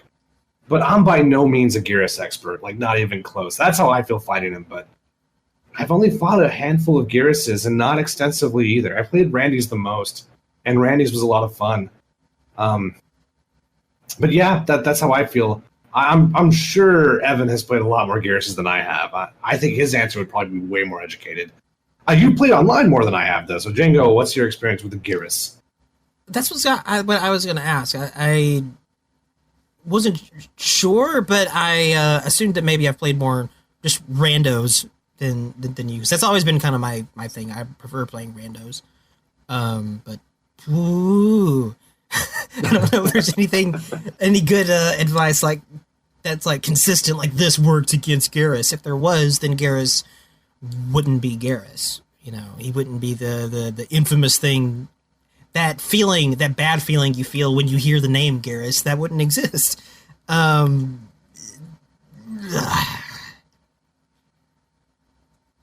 don't know how one deals with it besides just learning your Garrus. I think or learning the one that's fighting you. I feel like a good solution is just to do nothing, honestly. Just hold down and block and kind of see what he does and make note of it. I really think that's the best answer to Garrus right now. I think one reason why Garrus is so strong is because people get in trouble overextending themselves. And not only does he have good answers for that, but you're putting himself right in the crosshairs of his crushing blows, which are so good. I really, truly believe if you nerf his damage a bit and you rework his crushing blows, that character gets a lot less scarier. I don't think he's top 5 at that point. Some are saying he's not top 5 right now. I don't agree with that. I still think he's solidly top 5. I don't know where in the top 5. He's not clearly not number one. I don't think he's number two either, but he's still very good in my opinion. Yeah, I think that's the best advice you can go to. Like, feel out the Garrus you're fighting, and see what they're looking for, what they're fishing for, and what they want you to do, and then don't do that. I would say whenever you're struggling, do less. I think doing less is a good strategy when you're losing momentum. You don't know what's going on. Hopefully that helps. Yeah, as much as anything can. I did my best, Evan. I did my best, dude. I play, like, people say that I play weird whenever, like, I do a lot of, like, weird jumps and shit because I have deep NJP fundamentals. So I like to wake up, jump a lot. It doesn't help out that much, but it does help some things. Throws are so good in this game. I don't think that's a horrible idea in many times or in many cases. Especially since Garrus, because I'm usually trying to jump a lot anyway to keep his, like, low sand or whatever he does. That fucking stupid atrocitus move, whatever the fucking, I don't know what it's called, but you know what I'm talking about. Yeah. They're always going for that shit, and you can smell it a mile away. So fuck that shit and getting that easy crushing blow. I'm usually in the air a lot when I'm fighting Garrus. I don't know if that's good advice, but hey, try it out. Maybe it worked for you too. Thanks for the question, Evan, and Godspeed. Yeah, thanks, dude. Hey, Liam is back. Liam asks, "Hi guys, need some advice for fighting online." Hey, this is what we're talking about a lot today. I can usually handle most opponents reasonably well with your Shao Kahn. Ooh, a Shao Kahn player. But I really struggle when I face Scorpion. Guys just keep spamming his teleport and spear combos, and even if I block it, I never have enough of a window to counter effectively. It's annoying because these guys clearly aren't good players. They're just spamming the same 2 or 3 moves over and over again. Any advice? Yeah, man, this is the key thing about playing randos, because you see this kind of stuff happen a lot in people finding what they can get good mileage out of, especially online. And it's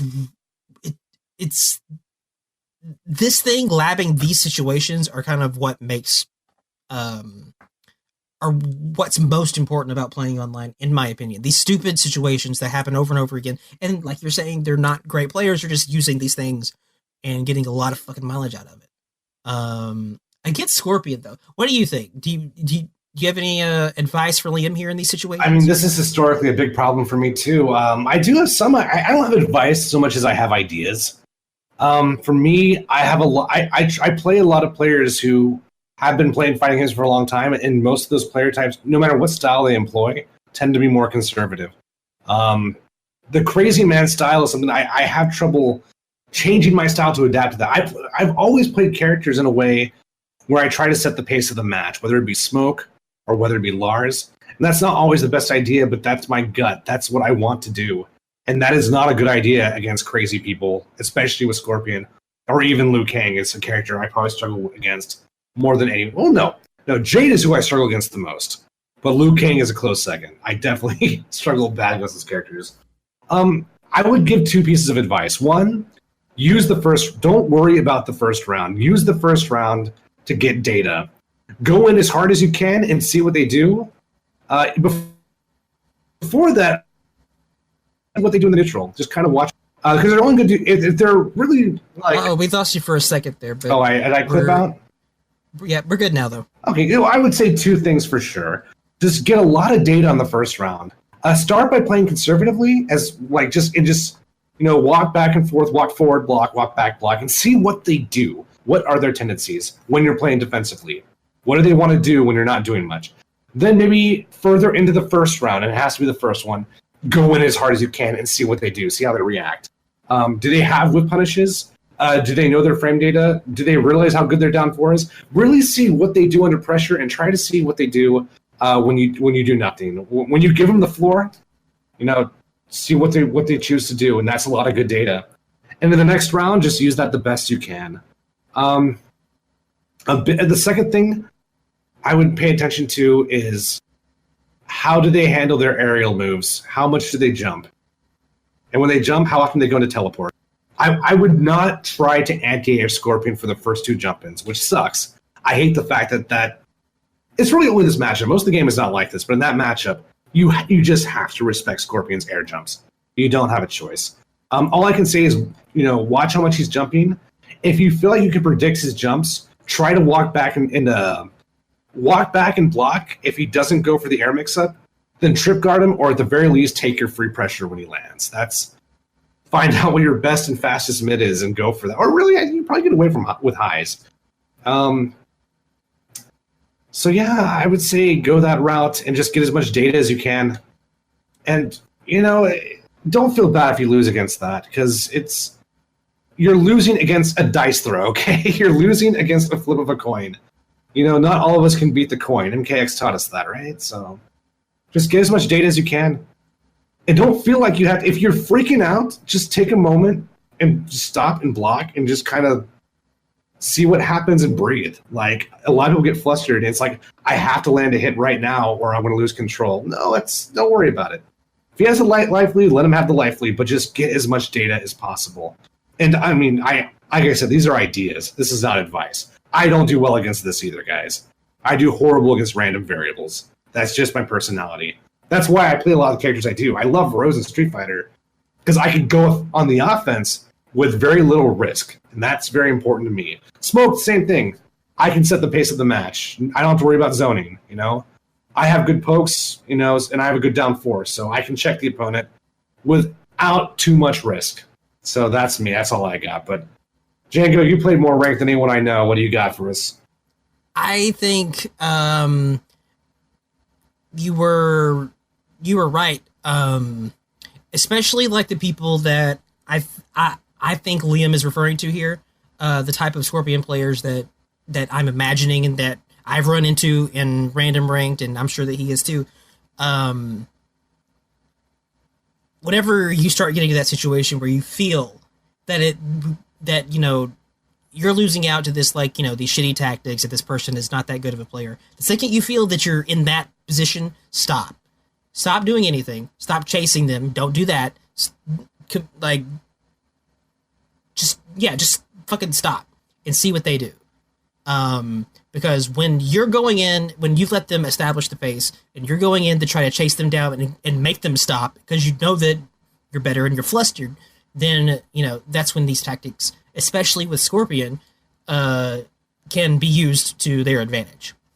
So, you stop and you see what they do. And usually, they will, their spaz colors will fly up.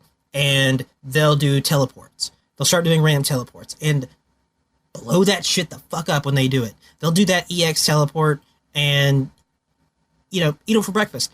And usually that will, that'll work out. That will show their colors, and you can do what you need to do. If that doesn't work out, and you not doing anything doesn't, make them freak out, and they're like, oh my god, I don't know what to do anymore. Then you might have a decent player, to deal with, and you gotta have to treat that data differently. But a lot of times in randos, that's not the case. You'll run into the other one, and they will hang themselves, and that's what you gotta take advantage of. So, the biggest thing with Scorpion, figure out whatever your best punish is of random EX teleports and use them. It'll help out. That's the best advice I have against Scorpion players. I'm trying to think of anything else, but I mean, there's other stuff that they'll do, but the teleport thing is the consistent one, and that's been true across several Mortal Kombat games now. It still happens. You'll still run into it. People just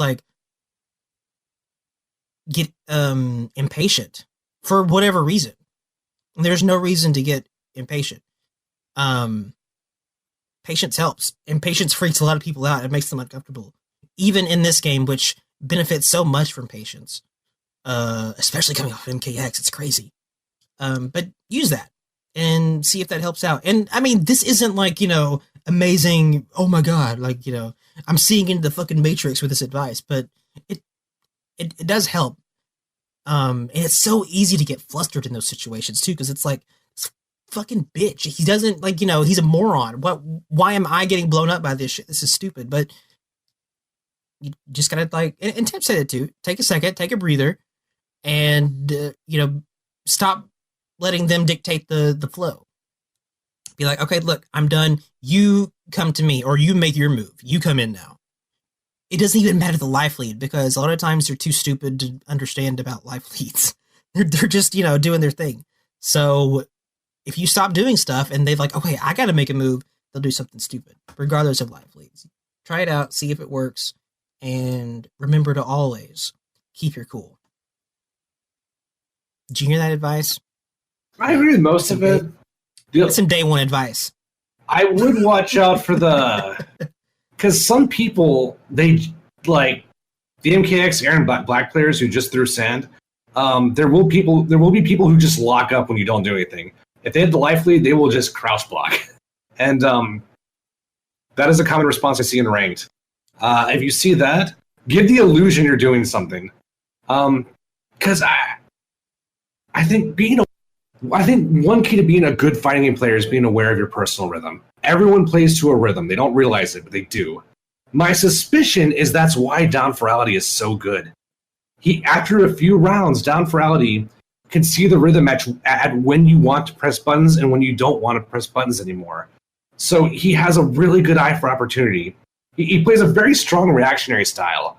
I played a long-ass set against his Shao Kahn, and he was beating me pretty bad early on. So I was like, I think I'm overexerting myself. Let's do way less. Let's try to do less. And so I did that, and I would pace back and forth. I dash in, dash back.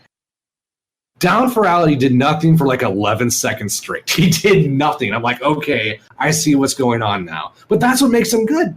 He sees your rhythm, and if you change that, he now starts counterattacking to that. And it makes it very difficult to beat him. So you have to be aware of the fact that you are made of habits, you are made of timings.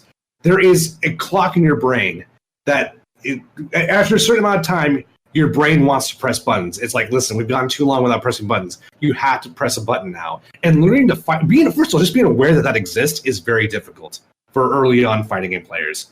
But just fighting that urge, especially when you fight it and you lose anyway. Like, there'll be times in Tekken where I'm like, all right, I'm overexerting myself. I just need to play patiently. And I play patiently, and down forward just hits me in the face with a forward 2. Like, that is the most demoralizing thing in the world. But you got to do it. Just because it didn't work does not mean it was not the right decision. And watch your matches. Just watch yourself play. If you're getting bodied by scorpions, try to record that footage and watch yourself play and see, when did I press buttons? How much time did I let pass before I press buttons again? That's all I can say, because there's a lot of things that exist that we're not cognizant of in these situations. And you just got to kind of pick up on that, I think you and I are saying very similar things. Oh, I think we're saying the exact same thing in many ways. Yeah. Just, yeah, no, you're absolutely right. And the game does do like, I think it's on by default. You can look at your match replays offline and online. The game saves them for you, so you can just go check that shit out. It's already there. That shit is helpful, and yeah, there's absolutely rhythms and shit to which you play as, and man, that is definitely something that you're right. D4 is really good at identifying and using. And I wouldn't call him a turtle player either. He's not a turtle by any means. He will go in. No. But it's like people in music who have perfect pitch. It's like you play an A sharp, and they're like, that's an A sharp, without any sort of scale context or modal context. And they're like, how do you know that? And they're just like, I see the note the way other people see color, right? That's what's going on. Some people can just see the rhythm. They can just see the flow, which is really demoralizing when people can see your rhythm, but you can't see your own. Like, that's just but I mean, that's part of growing, you're if you want to get good at fighting games, you gotta be prepared to be demoralized just all the time. There's a blood at the end of that rainbow, I promise. But most of the time, almost all the time, that's not who you're going to be running into. You're going to be running into D4 when you're playing online rando. When you go up in rank, for sure. So when you're on ranked and you run into one of these scorpions we're talking about, you can use, these ideas to your advantage way more often than they're probably going to be using them to theirs. So it's good stuff to keep in mind.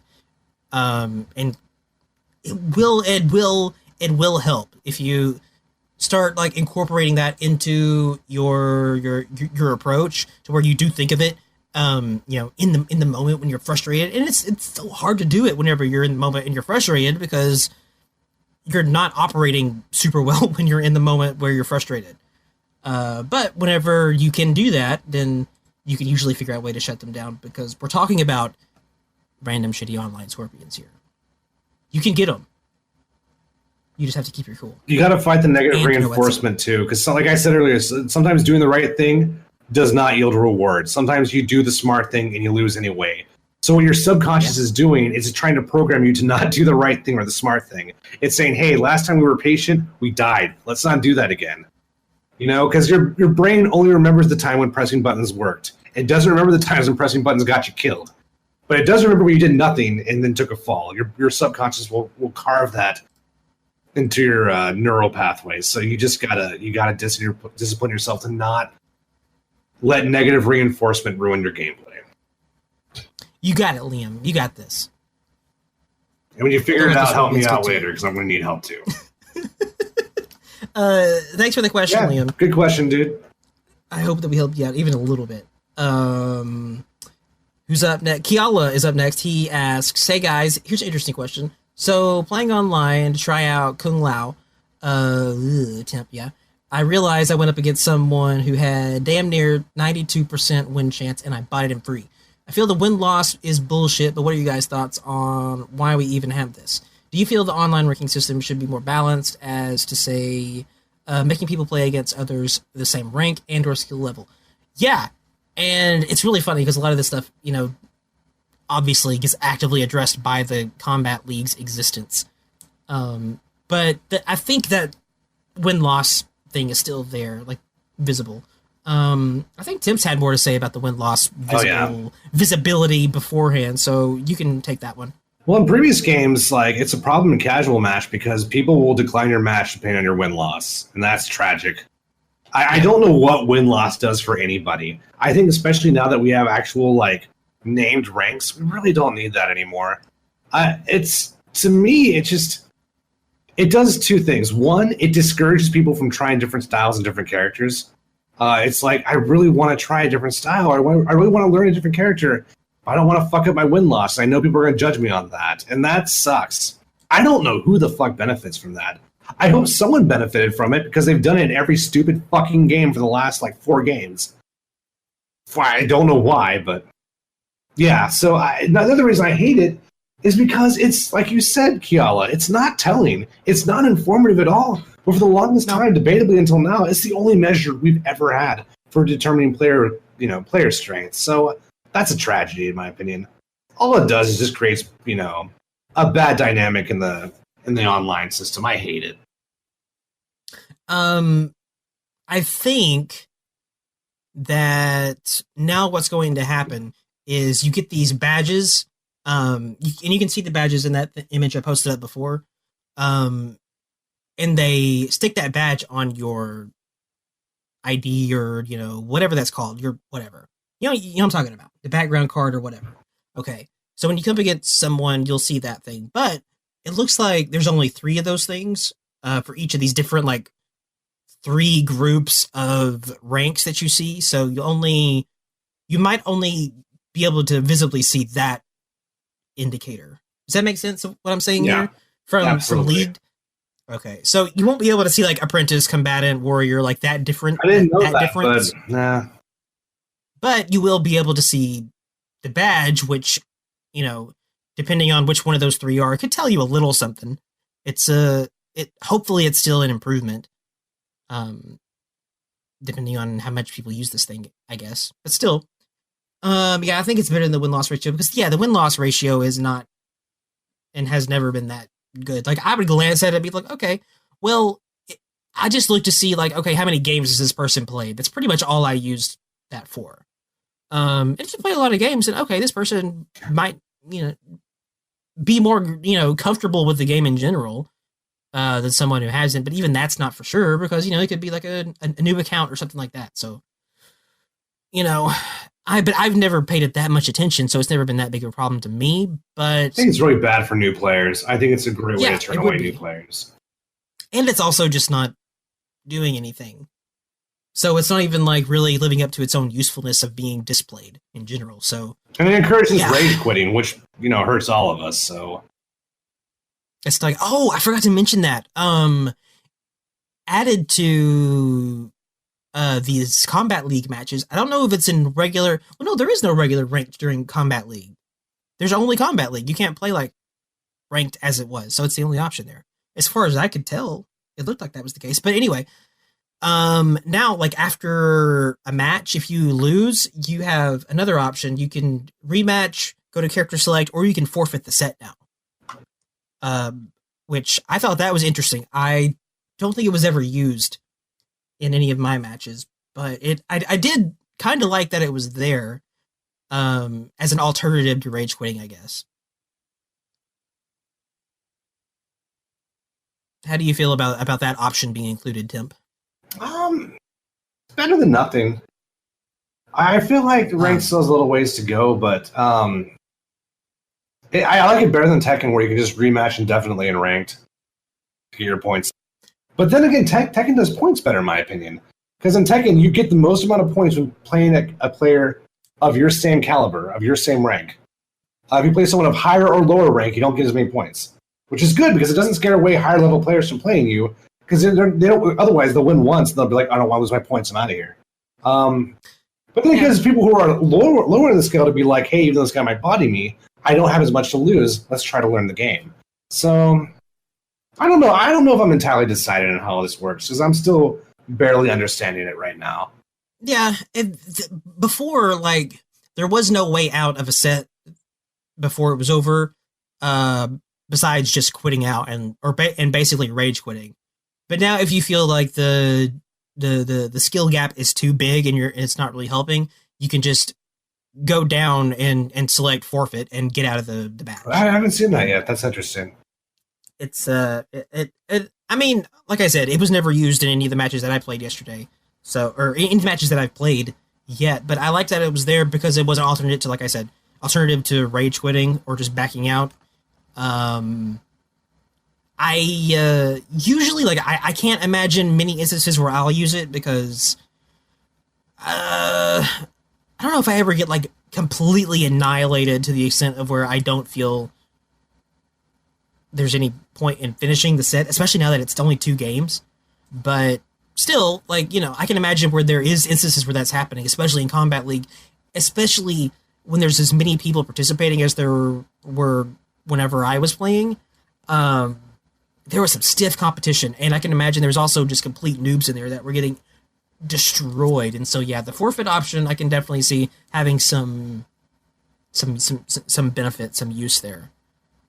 But, I'll be interested to see what other people say about it. Did we answer Kiala's question? I think we did. Yeah, I think so. Not a good question, dude. It's been a pain point for a while.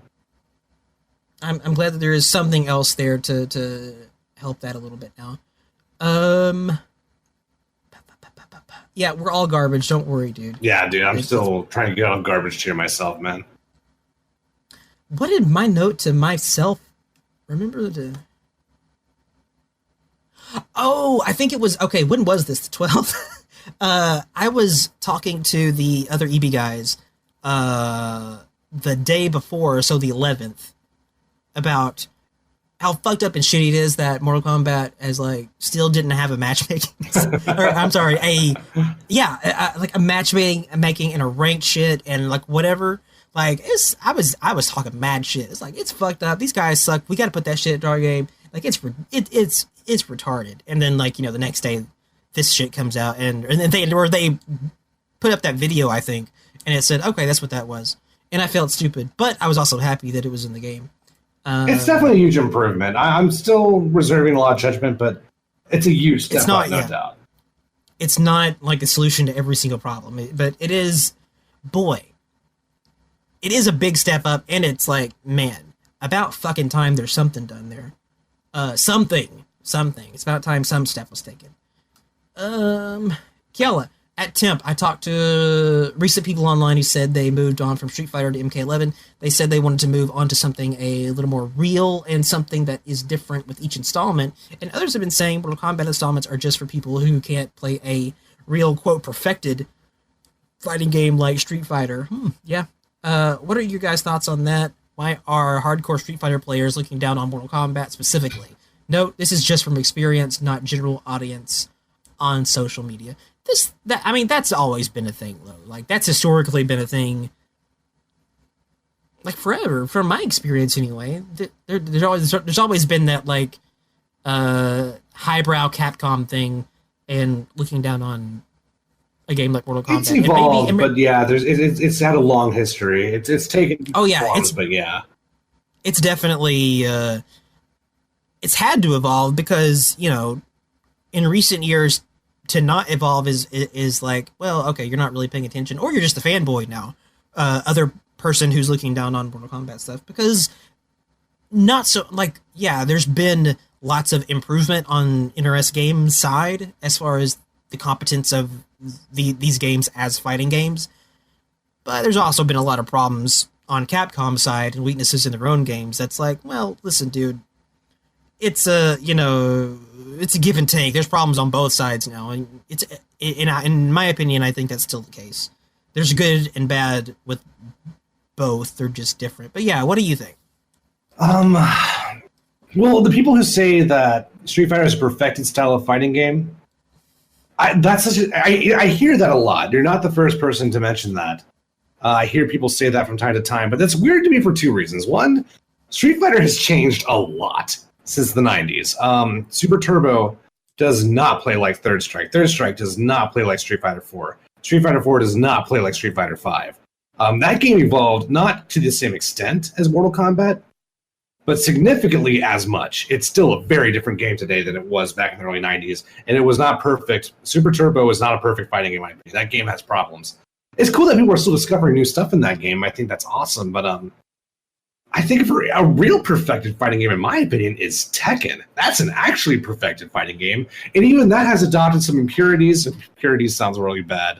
Like, that sounds like it's hard not to say the word impure without thinking of dark condensate. Anyway, yeah, so it has like supers and shit like that, which honestly I hate. I think rage arts are one of the worst parts of Tekken. I'm okay with the rage drives, but rage arts are the worst, man.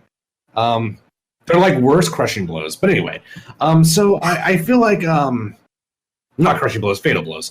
So I feel like if there's any game that has successfully evolved without compromising what made it like really, if you think about it, Tekken 7 is just a beefed out Tekken 5. That's just, refined and sophisticated with new roster elements. That's kind of what Tekken 7 is, and that's kind of why people love it. That's why I love it. So it's not Street Fighter. The fact that people are calling Street Fighter the perfected fighting game, first of all, they haven't been reading the Event Hub's comments on Street Fighter 5. They're not great. People don't love that game right now. Nope. And second of all, like Django said, this is historical, and I think there's a few reasons. I think the big one is just Japan. The fighting game emerged, from the East. The fighting game scene is very much a Japanese construct. It started that way. Obviously, in the States, it started to grow as well.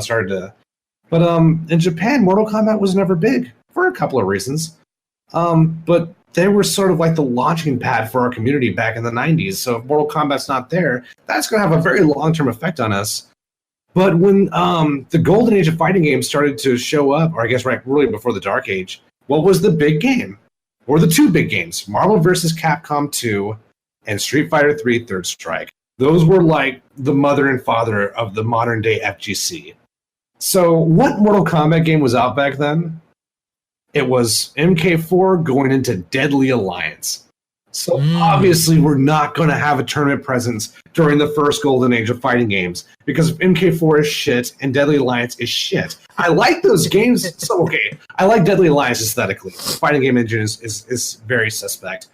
From a gameplay perspective, Mortal Kombat 4 is better, but man, was that game bugged, and man, were there balance issues. There were fucking infinites in that game, and not like the interesting ones you found in Marvel 2. So, yeah. Interesting Infinite. What's up? Interesting Infinite. Yes. That's a good way to put it. Well, Infinites are very strategic in Marvel, too, because they weren't there to kill the opponent. They were there to drain the clock. That was the real utility of Infinites back then. So I feel like we were at a historical disadvantage because we didn't really have a competent fighting game till UMK3, and Japan had nothing to do with that. And that was sort of like the FGC mecca back in those days. The FGC in America, from my perception, I could be wrong about this, but I did grow up in this era, did not really become a substantial thing until Third Strike. That's my perception, at least. And obviously, the bridge started to form around that era. And when that bridge forms, we had Deadly Alliance. So, yeah, of course we're not going to have historical foot back then. We didn't really have historical foot again after MK3 until MK9. And that game had its own problems, right? So, we're getting better, but I actually forgot what the question was. Why am I saying this? How did I get here? Why are hardcore SF players looking down on MK specifically? It's just part of it's historical, and part of it is because identity as well. Street Fighter is part of their identity, and they put a lot of years into it. And I think they're uncomfortable with the idea that there's a competitive fighting game to rival it. Holy shit, rival it. Django, what do you got? No, you're right. That is the long and short of it. People that want to throw out words like perfected are kind of flagging themselves. That's ridiculous. And especially about something like Street Fighter V. Sorry, man. Like, Street Fighter V's flaws are known and discussed, and very widely. And yeah, if we're being honest, it seems like the most consistently regarded as the most competent fighting game out there as far as competitively goes is Tekken, by the largest group of people. So yeah, people that want to throw that stuff out is making themselves suspect. And there's a lot of reasons for that, whatever, bias, fanboyism, and it goes every way. There's plenty of people that are like that about NRS games. Man, there's been a couple of people like that about Mortal Kombat that have been on the EV game team here and there throughout the way, and it's like, whatever, Mortal Kombat way better than Street Fighter. It's like, are you a fucking moron? Don't say something stupid. Like, no, it's not. Listen, I like Mortal Kombat as much as you, man, but, let's not be retarded. A lot of 90s Mortal Kombat fans have the O'Doyle Rule syndrome, and there's just nothing you can do about that. I get it. Like, I understand that chip on your shoulder. I was kind of around then, too. I understand where you're coming from, but don't be retarded. There is some obvious truth here. There's no need for, fanboy biases here. Like, it's fine. It's okay. We can all understand everything's strengths and weaknesses, and they're both pretty easy to see if you're looking. So, yeah, that's fine. And it goes back. It's been there for a while, and it's understandable why it's there. But, the harder someone is looking down on someone else, the more they're kind of identifying themselves as what's really the purpose for it. Because there's good and bad things about a lot of different fighting games right now, but in general, there's a lot of good things about each of them right now. So the discrepancy between them as far as being competent fighting games, it's not that big. You can find it just depends on what you like. And there's other games too. There's fucking Dragon Ball and shit, man. And they're all fun and doing well competitively for the most part. Well, Dragon Ball's falling pretty hard. Like, it's taking I've noticed that. It's true. And for every one person who says Street Fighter V is a perfected game, there's hundreds who say Street Fighter V is a vicious betrayal. I mean, especially this year, when I have never seen a fighting game company sabotage their fans harder than the way Capcom has sabotaged their Capcom Cup ending and their reveals into Big news coming soon, guys. That was in December. Yeah. And, I mean, and that's what I mean. Like, even even hardcore, Street Fighter fanboys are like,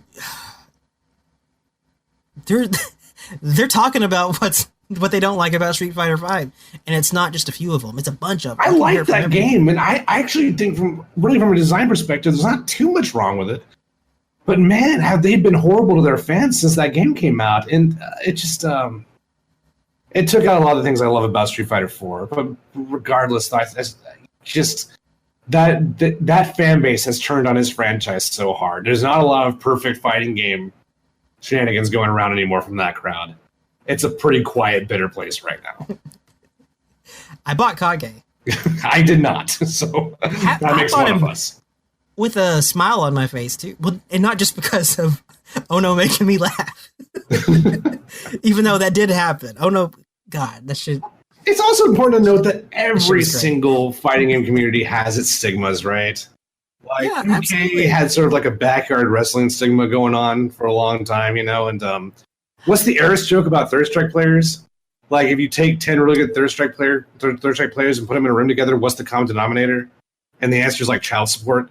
So, like, those weren't his words at all, but that's the ongoing joke, is that they're all deadbeat dads, right? So, yeah. I'm not saying this is true. I do not intend to perpetuate anything negative about the Third Strike community. But, we all have our stigmas. We all get made fun of. I think we're finally at a point where we can all laugh about it together. Because the best Street Fighter players are now getting along with the best MK players. And everyone else is just a troll in a chat channel, so it's all good right now.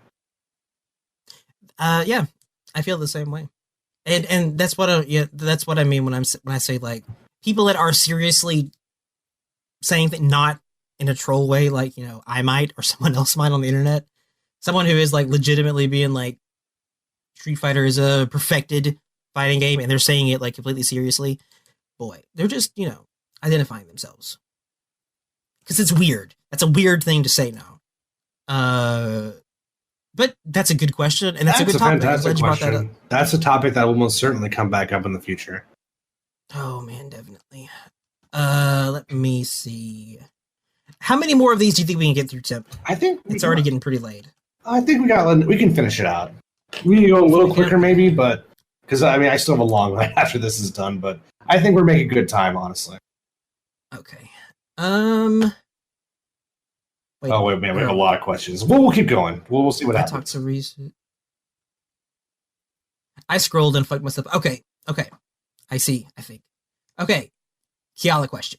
Django and Tim. So, I know in the last Warrior time you guys talked about if it's a fighting game, if it's in the game, anything goes. Well, what are your thoughts on rapid zoning and players playing keep away throughout an entire match? They are easy to get around and beat, but I see it as cheap and lazy gameplay. Shed some light. Well, I mean, personally, yeah, it's annoying and it can be cheap and lazy, but if you can't get around it, though, I still feel generally that it's, it's kind of, no, I still feel that it is, it's fine. It's okay. It is annoying as hell. Listen,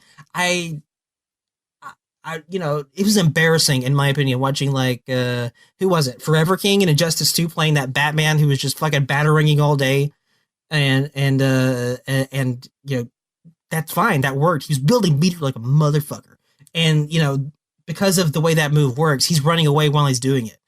That was like the most injustice thing that's ever happened in anything. That was so injustice. And Batman had MK11's meter system where all he has to do is do nothing. And he gets crazy good meter options because of his trait. It's Injustice 2 is not... History will not look kindly on Injustice 2, guys. I hate to say it, but it's just the truth. It won't. It doesn't. It already does not. But is it... But there's nothing wrong with it, I guess. Like, from a competitive standpoint, like, whatever. Like, it's still... You can still deal with it, obviously, and it's still viable and fair, I guess, or whatever. But that doesn't mean that it's not ugly, and the player doing it often is not earning like 100 points or anything like that, I guess. What do you think, Tim? I feel like I haven't seen anything in this game. I haven't seen any turtling strategy that seems long-term effective yet in MK11.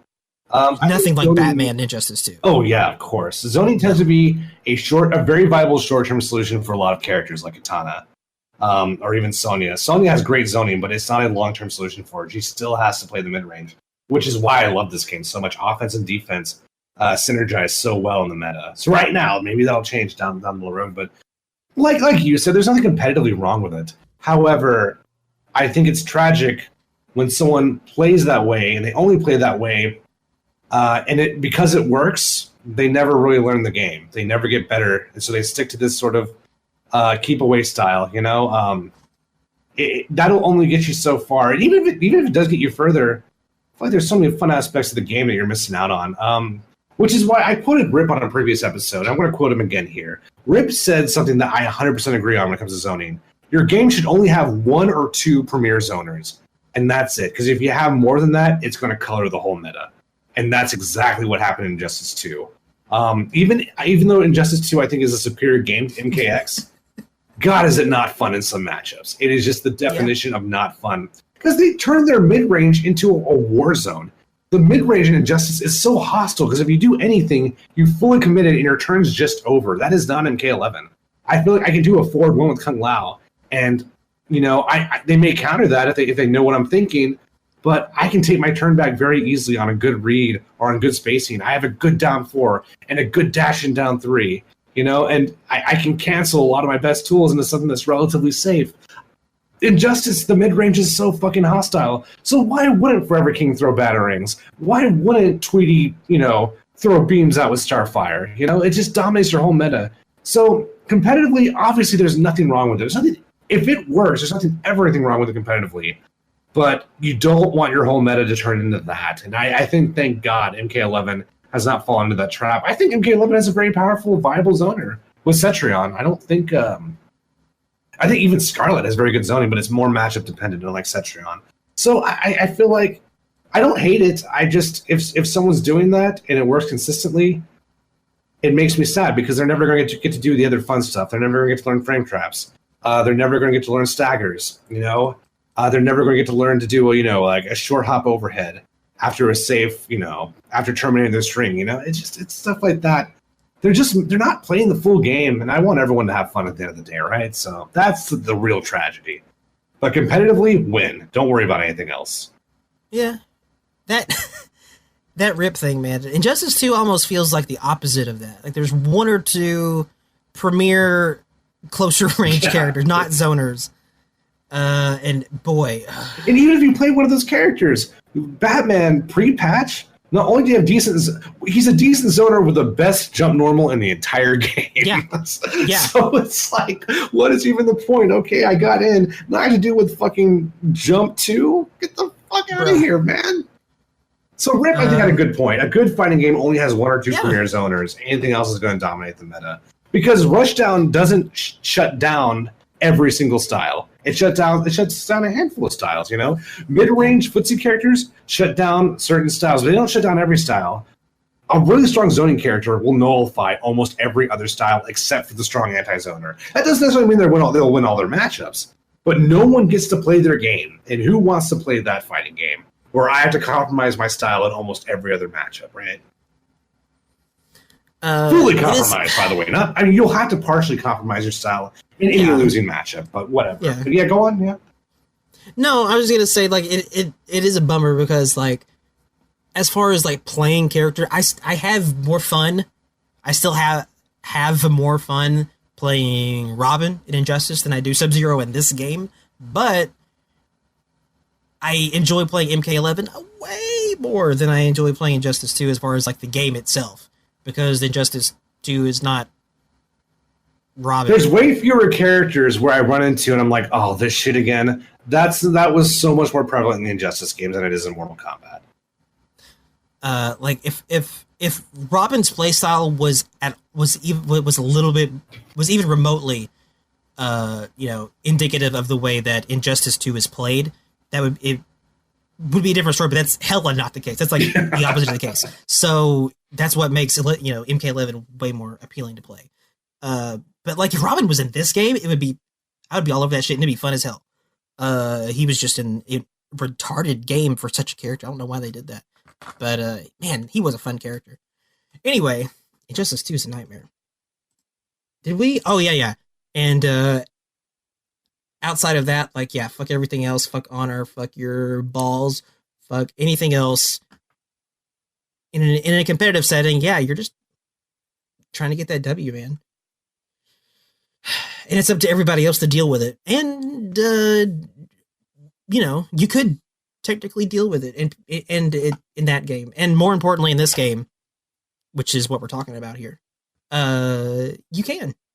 I think there's a lot of deep philosophical questions being hinted at by this question that we don't have time to get into. Yeah. Like, why do you want to win it all? Is this unphilosophical question? Obviously, I don't use a top 5 character for a reason. I could, if winning was my top priority, I would not be using Kung Lao, even though I think he's underrated. But why I want to win is a more sophisticated answer to that. It's a more complex question, and you got to figure that out. Because I think, yeah. No, I think that you and I are both tough to ask that too. Because I played Robin in Injustice 2. Like I wasn't playing to win. I played Sub-Zero in Mortal Kombat 9. I wasn't playing just to win. But there's a lot of people that do that. That is what they're after, and that's cool. That's fine. I'm just not a really good person to ask about that sort of thing. There's also other victories than just to finish him at the end of the match. You know what a victory for me is? When I do 3 forward ones in a row, and on the third one, I go forward 1-3 and do a full 300 or full 30% combo because you guessed wrong on the 4th forward one. That is a victory. You were so scared to press buttons, I did whatever I want for 10 seconds, and then I got my 30% damage anyway. Get fucked. That is the best of victories. But hey, it doesn't always work that way. I was playing Kiala, actually. I tried to do that, and he counterpoked me after the first forward one. He was not messing around at all. He knew what I was up to, and he had no respect for that, and that was the right decision. That's what I love about fighting games, guys. That's why. Anyway, does that cover it? Is there more? I don't know. I think that we got it. I appreciate the question as always, man. Super appreciate it. I'm looking forward to that 1st to 10. By the way, it's gonna be fun. Me too. Why are you looking forward to it? I like watching my friends play video games. He's gonna kick my ass. And then he has here. So in tourneys in general online play, I listen to Tool, listen to Nethercast podcast, or put Grey's Anatomy. Okay, put Grey's Anatomy on to calm my nerves and help me let loose and concentrate. I'm curious, what do you guys do to help you loosen your nerves? Reveal your relaxed strats. That's a good question too. Do you have any of that stuff to keep you loose while you're playing? None. I have none. I skip breakfast, and that's about it. You don't like you put on podcasts and shit while you play sometimes, or is that just while you lab? No, I only do that when I lab, and I do that during towers. If I'm playing, even if it's an online match with someone I played 100 times, I have no music, I have no podcast, I have only silence and the game noises. I take that very seriously. I'm trying to think. Nothing now that I'm actually thinking about nothing. it. If I have nerves, there is nothing that's going to calm them. I have to fight through it. Everyone's different, right? So, but this is just a me thing. I think I'm not that much different because I'm thinking about it now. Like whenever I do play, like if I'm fighting someone like ranked. I'm not talking about towers or labbing. I have the music turned off in the game actually, so. Sometimes I will put on like a playlist or something as just music goes. But would you say it helps you though? Half the time I reach over and click and turn that shit off. Right. I think Downforce is the same thing. Like when he's getting salty, that shit is the first thing to go. I think you said that. We'll have him on soon. I imagine he's right after Evan or right after Nightwolf's reveal, whatever happens first. So I guess it's kind of the same for the three of us then, you, me, and D4. Whenever it comes time to like actually play and compete, it's just laser focused on whatever's going on. Everything else needs to go away. I don't know. I never thought about it, but I mean, it makes sense, right?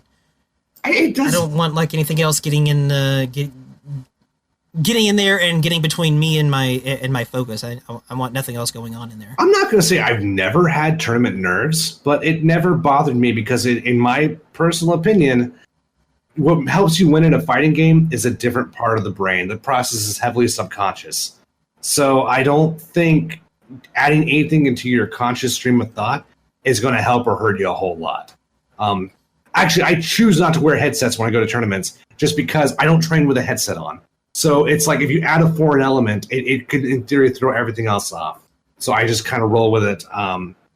Normally, it's once the match starts, the part of my brain that matters kind of takes over. If I have nerves, I don't really think it factors into my playing decision. What my opponent does, like if I get salty because I got blown up by a stupid overhead, then that could affect my playing. But the nerves, not so much.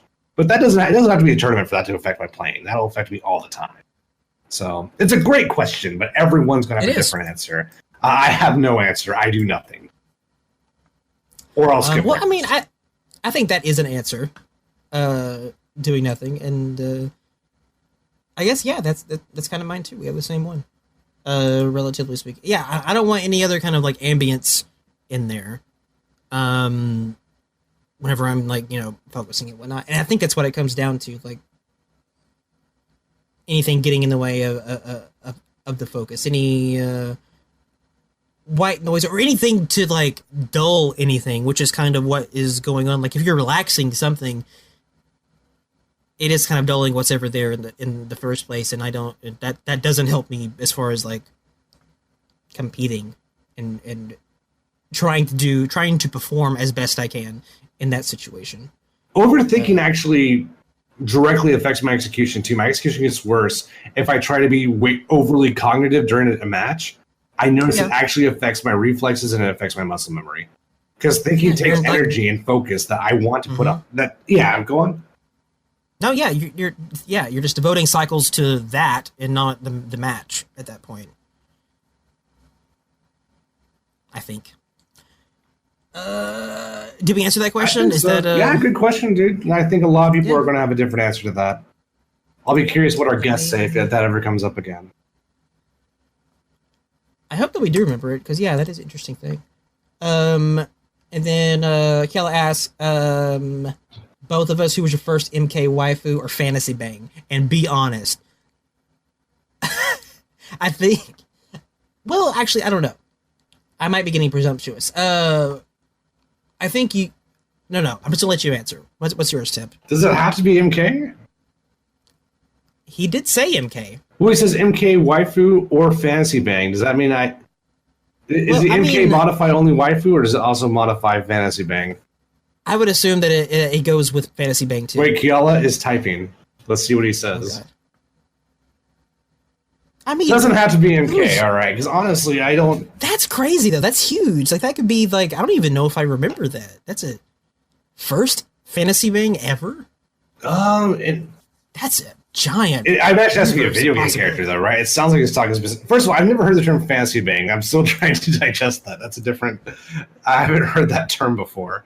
I imagine it is video game exclusive. Fantasy bang being a fantasy character in a video game.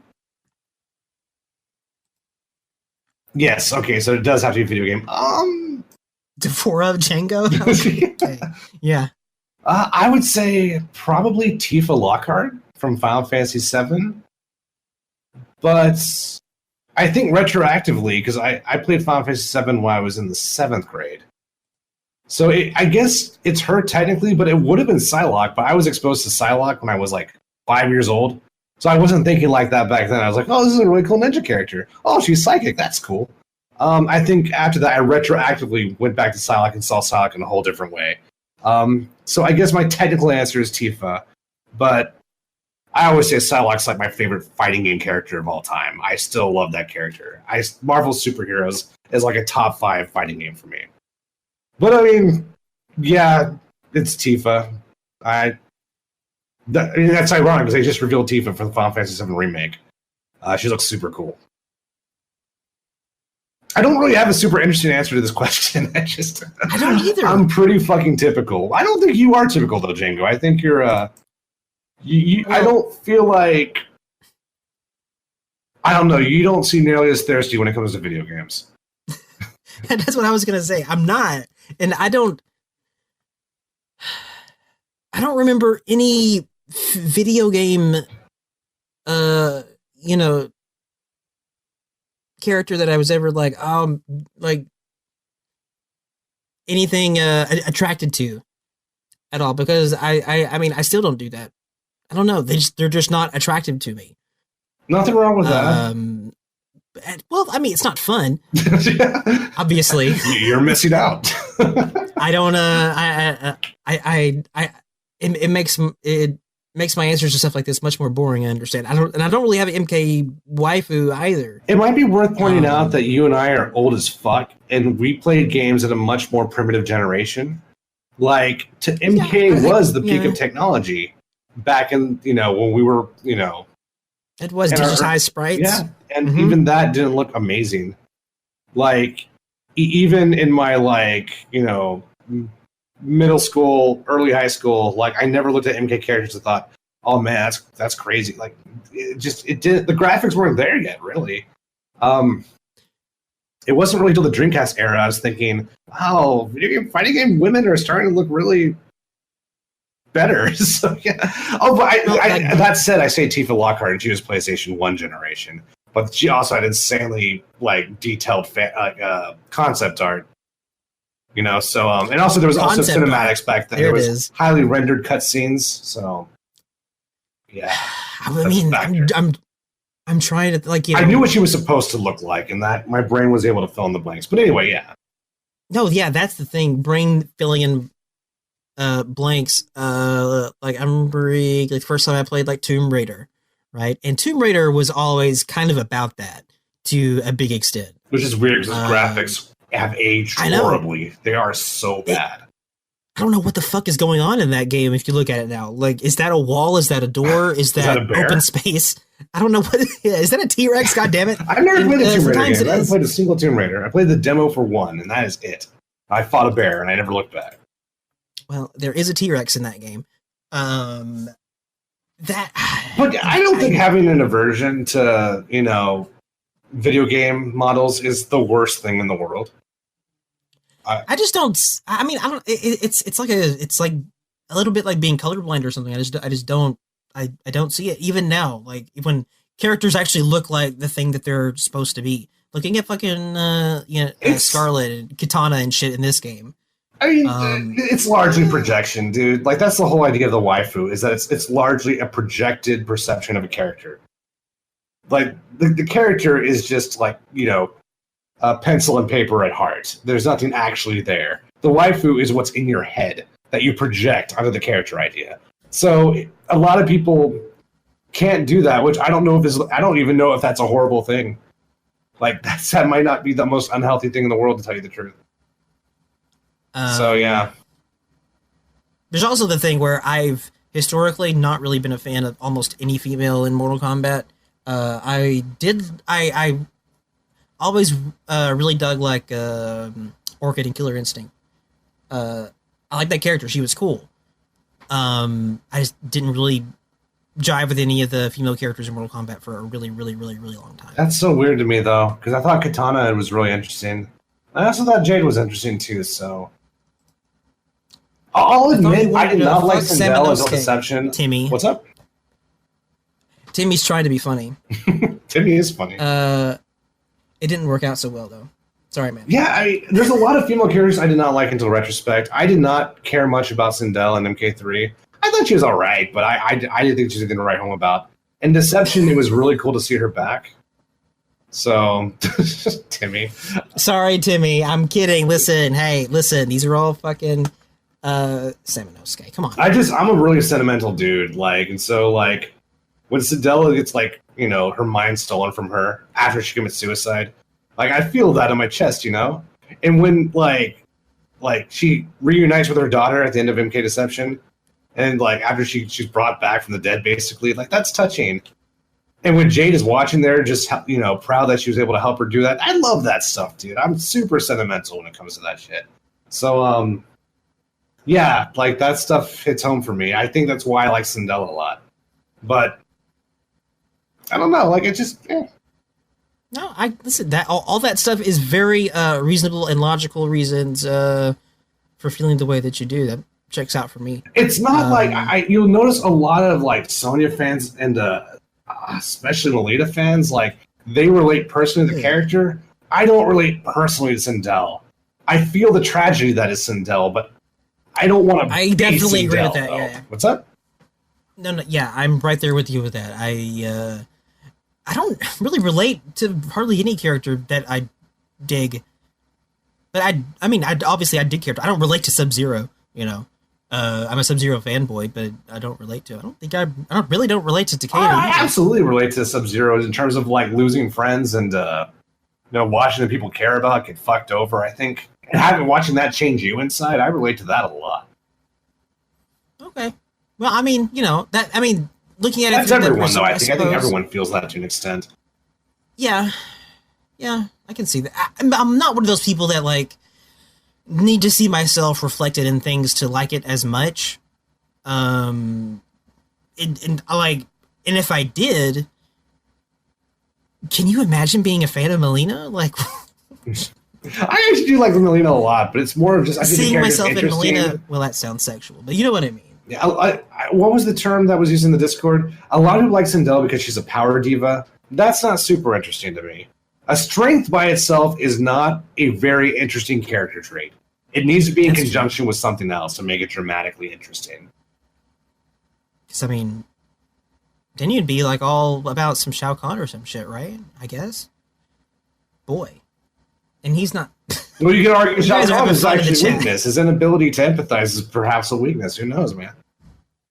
Obviously, the strength hasn't helped him yet. He keeps getting fucked. I think the MK9 is the one time he didn't get screwed over completely. Absolutely. I think Shao Kahn is a big fat jobber. I say it a lot, and he is. Timmy's got me thinking now. He brought up Samusuke. I might pick Alucard over him, though. Alucard is a fine-looking lady. I gotta say. Yeah, he's a pretty dude.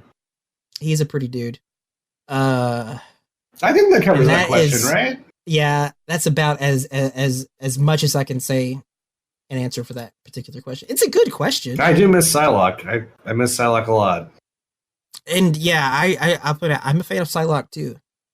But I'm an X-Men fanboy, so like there's not a lot of X-Men characters that I'm not a fanboy for. Psylocke is especially cool though. Where are we? Here we are. Randy asks, thanks, Gala, by the way. I like that one too, even though I didn't have a good one for it. A good answer. Randy asked, now that we've had time with preset tournament variations, has your guys' opinion changed on making custom variations legal for tourney and ranked? If they implemented customs tomorrow, what do you think would happen? Fucking madness. Yeah, would happen. It would just be chaos. It would be World War combat on ranked. It would be no. They can't do that. That would be a nightmare. I definitely understand why they didn't make customs tournament legal from the jump. Like, do I wish that those things were balanced in a way that they could be? Maybe. Yeah, I mean, yeah, I guess theoretically speaking, but that's so far from the case right now, it's hard to imagine. So they definitely made the right choice. What do you think, Tim? Yeah, 100%. I think it's too late. It's just too late. If they did it now, it would be madness. Even if it was balanced, we essentially have to completely start over from scratch. Like, we have a very balanced game in front of us, and we have to relearn it, essentially. Even if there is balance, we got to find the balance. We have to sort through all the gimmicks, and I feel like it's too late to do that. There's a preset question coming up, and I'll say more about this, but I would love customs. Although, really, for the most part, I got what I want. The one character, the two characters I feel like I really want customs for are Jax. I really wish I can customize a Jax. That gels better with me, although I like Grinning Barret a lot. And Scorpion, honestly. I really would like to make a Scorpion that has a flame breath. I made a custom Scorpion. I found some cool setups with that. I think flame breath has a lot of potential. I think the move's bad, don't get me wrong. I think if you put flame breath instead of any other move he has in his current variations, Scorpion would be significantly worse. But it's still a cool move, and I still found cool setups with it. And I think I know how to use that in the neutral in a way that's interesting to me. So Scorpion and Jax, I really wish customs were available for. But at the end of the day, I'd rather have a more balanced game. And it's just, guys, it's not done yet. If you go through the customs, I spent a few hours 2 weeks ago just making custom characters and see how they played out. Guys, it's not done. Half the customs are trash. And like within that like 10%, there's like broken shit. And in the middle, no one knows what the fuck's going on, right? So it's, yeah, dude. Like, God, Kung Lao would be. I think Kung Lao would be in the top 5 conversation if Custom Lao was in the game. He'd be ridiculous. Like maybe they could make it happen by the time Ultimate Edition comes out or whatever, the complete edition. Yeah, I'd be open to that because at that time it was like a new game to me. It's like we already had an Evo, yeah, it's a new game, and a CEO, and a combo breaker with MK11 with presets. We all got to learn in the game to see what was up. It's cool. And also, you're already adding all these new characters in anyway. It's cool. Yeah, fine. Do it then, after the game has been developed and Paulo's kind of figure out what he wants to do with these specials. We are not there yet. I do not want to open that floodgate. I'd rather have a balanced game. It's just too late. I wish they had done it when the game came out, so we could all learn what the hell's going on with these characters, and we'd have a completely different tier list. But it's too. If it was balanced, yeah. If it was balanced when the game came out, how it is right now, if they had done that, would have been, yeah. I'm happy and not really complaining too much about the way things worked out. What? Like, I'm gonna get salty that I can't fucking give the Arctic Trap to Sub-Zero right now? Fuck out of here. No, that's not gonna solve any problems for me. But maybe when the complete edition comes out, and they'll be caught up in a lot of ways with this game by then, most likely. So, if it happens, do it then if it's ready. It's a good question though, and that's one that's a topic that I've changed my mind on a lot, from pre-release through till where we are now.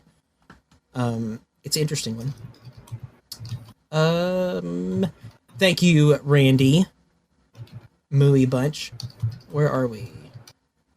Rain Reptile. Rain Reptile asks, who is in most need of more presets? I find that I often end up liking a couple of moves from each preset, but not the whole package, and it inches my hand to playing casual matches instead. Who's in need of more presets? You probably have messed around with more characters than I have. So what do you think? I don't think anyone needs more presets right now. I feel the same way about presets that I do about custom variations. If I were to add more presets, what I would do is I would only change one move. I wouldn't make a new preset with 3 different custom moves. I'd change like one thing out. For example, you would take, let's say Cassie. You have Cassie, but instead of her green orb, now she has not green orb. Instead of her dash, now she has her drone glide. Cool. You haven't completely changed the character. I only have to learn about one new move, right? I wouldn't do completely brand new presets. I just change what we have right now. And honestly, I don't really think there's a lot of bad presets in this game. Like, Kotal, honestly, as bad as that character is, I think, in my opinion, he has 2 good presets. It's just the base character is shit. I don't think there's anything wrong with Kotal's moves. I think maybe Kano? Maybe? Just because I think the best Kano variation we have right now is kind of boring. But everyone's pretty interesting.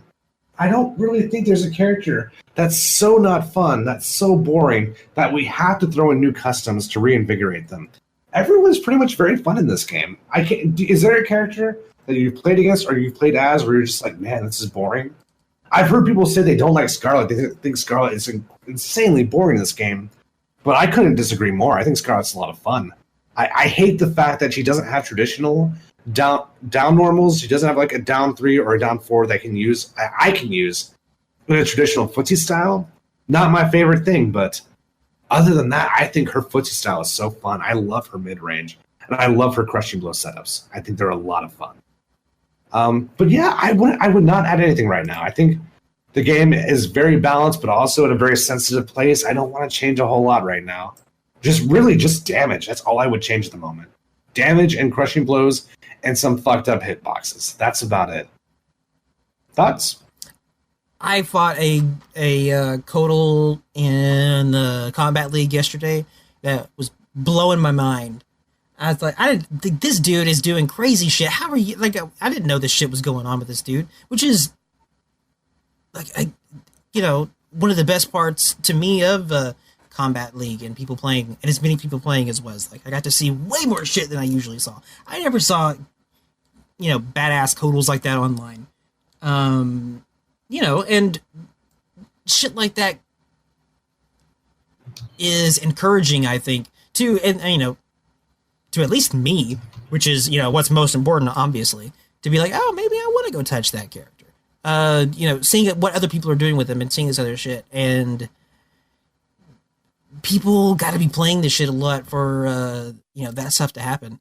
I can, we've seen that shit in tournament here and there and on streams and whatnot.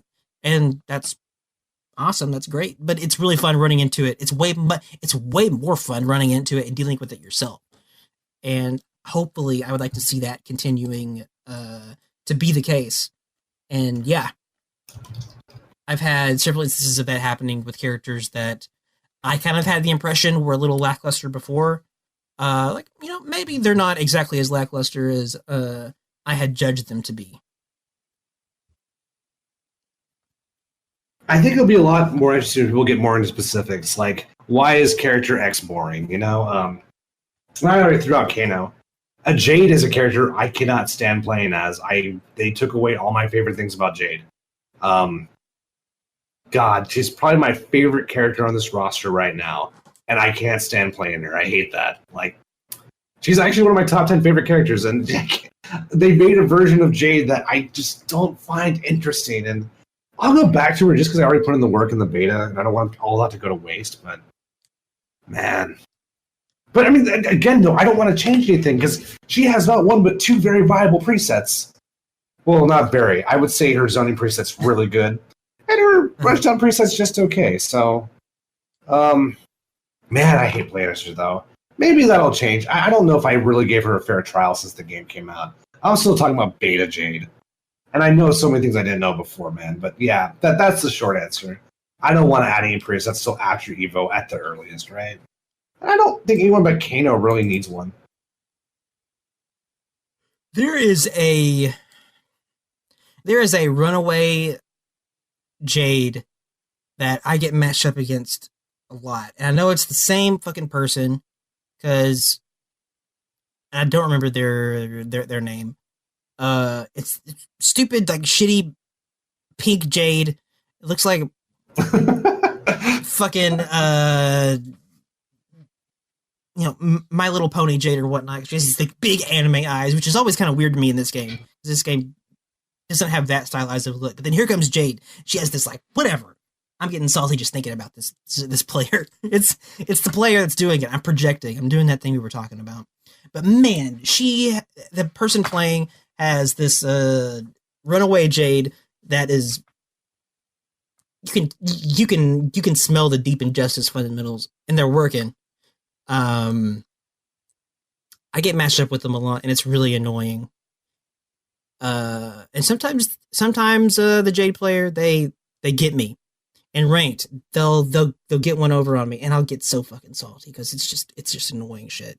Jump back, doing the other thing, throwing the ground sparks at me, doing all these shitty Nightwing strats that are shitty, and she's not doing them very well. And I can deal with it now. But whatever, it's still annoying. I do think Jade is a bad matchup for sub, just because she negates a lot of his neutral control. Like, Jade does not have to worry about slide ever because half the time she's in the air, right? And when sub tries to go in on her, I just feel like she has a lot of ranged options that I feel like she out-footsies him when it comes to normals and strings, just overall. It's work. Definitely got to work for it in that matchup. Work really hard and smart because, boy, if you are going in pissed like I'm talking about and flustered, that definitely doesn't do you any favors. But it's always the fucking same person, too. Whatever. She's good at taking a life lead back. She's good at sitting on a life lead. She just doesn't have combos. So the only reason I don't play the character. Other than that, I think she's fine. I just wish I had an interesting execution strategy with Jade that just doesn't exist, right? I mean, there's forward 2-1, but God, forward 2-1. I know. Anyway, that We'll get to that some other time.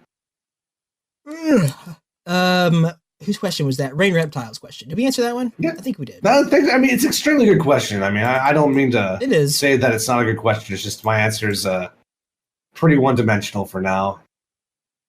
The Gab Standard asks 2 questions. What advice would you give to a player who finds themselves being conditioned too easily in sets and are unable to break out of that state? An example is those who play very passively due to fear of a scorpion teleport or teleport cancel. We were talking about this a little bit earlier. What advice did we give? Patience? That was one of them. And what was the other? Watch your matches. Rewatching your matches, I think, is probably the most valuable thing you could possibly do. Definitely. And, I mean, if you're being conditioned, like, again, what I try to do whenever I catch myself in that, in the match is, like, again, stop and see what they do, you know, and usually if you're doing it like against a rando and ranked or something like that, usually their advantage will leave them and they'll hang themselves some way. They'll do like a random teleport, or they'll get antsy for you know, and do something dumb, whenever they're not being able to dictate the message base, and you're not chasing them down. That's what I try to do. And, you know, it's not 100%, but it does help a lot of the times, especially, like I said, just against randos online, Scorpion specifically. If it's not a rando, I'd be careful, though, because sometimes they're doing the teleport precisely for that reason, because they're trying to condition you to do nothing but block so they can start their footsie game, so they can set up their back 1 or their forward 3. Like this, so yeah, you gotta be patience is important, but it's not a silver bullet either. You gotta really think about what's going on, and there's ways to do nothing without it looking like you're doing nothing. I mean, that's all some footsies are all about. You said to use that first round as data, and that's still like the best thing to go about it, because that'll also let you know. Well, a lot of times it'll let you know if this person is the person like I'm talking about, or it's somebody who actually knows what they're doing, like what Temp is talking about. And depending on if you can see that, if you can figure that out, that can help. And if it's not the person I was talking about, then yeah, what Temp's saying is hella right and helpful. Was there anything else that we said with that? I mean, we didn't even address teleport cancels, but that might be for another shrine. That's a whole different ballgame, guys. That is a whole other thing. And boy, those dudes, there's people that get a lot of mileage out of that. I've ran into that. It's not that often, but when I do, teleport cancel, like throw, those are weird people, but it's interesting. But yeah, we can talk about that more later. That's the exception. It's not the rule, at least in my online experience.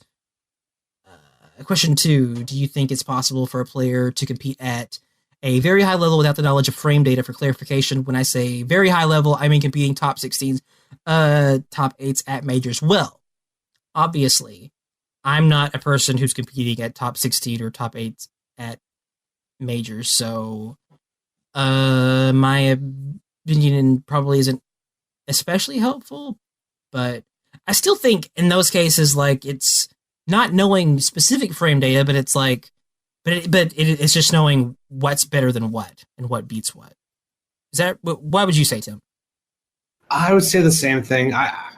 The very, very short answer is just yes. I think it absolutely is possible. Because really, it's not frame data itself that's important. It's the conclusions you draw from the frame data. You know your down 3 is -2 on block, right? That means if your down 3 is blocked, your turn is over. If you know that, it doesn't matter if you know the frame data or not. It's like knowing that if you block Sub-Zero's forward 4, he is plus. It is his turn. If you block Jax's forward 4, he's a little plus, not too plus, but plus enough where you have to guess what's going to happen next. It's not, the frame data is a shortcut. I don't think there's any benefit in not learning the frame data. Where like, I play by feel. Yeah, that's a bunch of bullshit. It's not that it doesn't work. It's a giant time waster. You're taking the long road for essentially no reason. But I think if you have good training partners and you play online and you diversify your sets, I think you can get there without learning frame data. The actual question is, why would you want to? That's the real question to me. You're taking the longest road possible. And yeah, I personally think the person who takes a shorter road is going to get to his destination faster. And if you are going to get top 16, probably not before the better player who learned frame data, not before he gets there first. But it's definitely possible, especially in a game like Tekken, where frames stay relatively consistent throughout the games. And people play, what is basically a legacy title for 10 years of their life. We basically watch Anakin grow up playing Tekken, right? So, yeah, that's where I stand on that. Good question though, and that's that great question. A bunch, and that's I think frame data is something that's really scary to players that are. I mean, I don't think that complete noobs are even fucking care to think about that shit or worry about the question of is frame data important for that. But whenever you're making that, that big transition from, being a super casual player to in the middle of where you're kind of interested in it, that I think that can be a really scary concept. And it's one that, again, in my opinion, isn't that helpful with. But hopefully we answered that some, and Temp's probably right there. Yeah, good question, dude. Very good question. Thanks, man. Yeah, Kiala asked here, how do you feel about NRS promoting the Pro League stops, but only making stages for Combo Breaker, Evo, and CEO? And you're mentioning like DreamHack, NEC, East Coast Throwdown, and all that stuff. I mean, to me, I just think that that's like, they're so behind on so many aspects of the game. Obviously, it's so, they're scrambling over there in so many different ways that like building a whole new like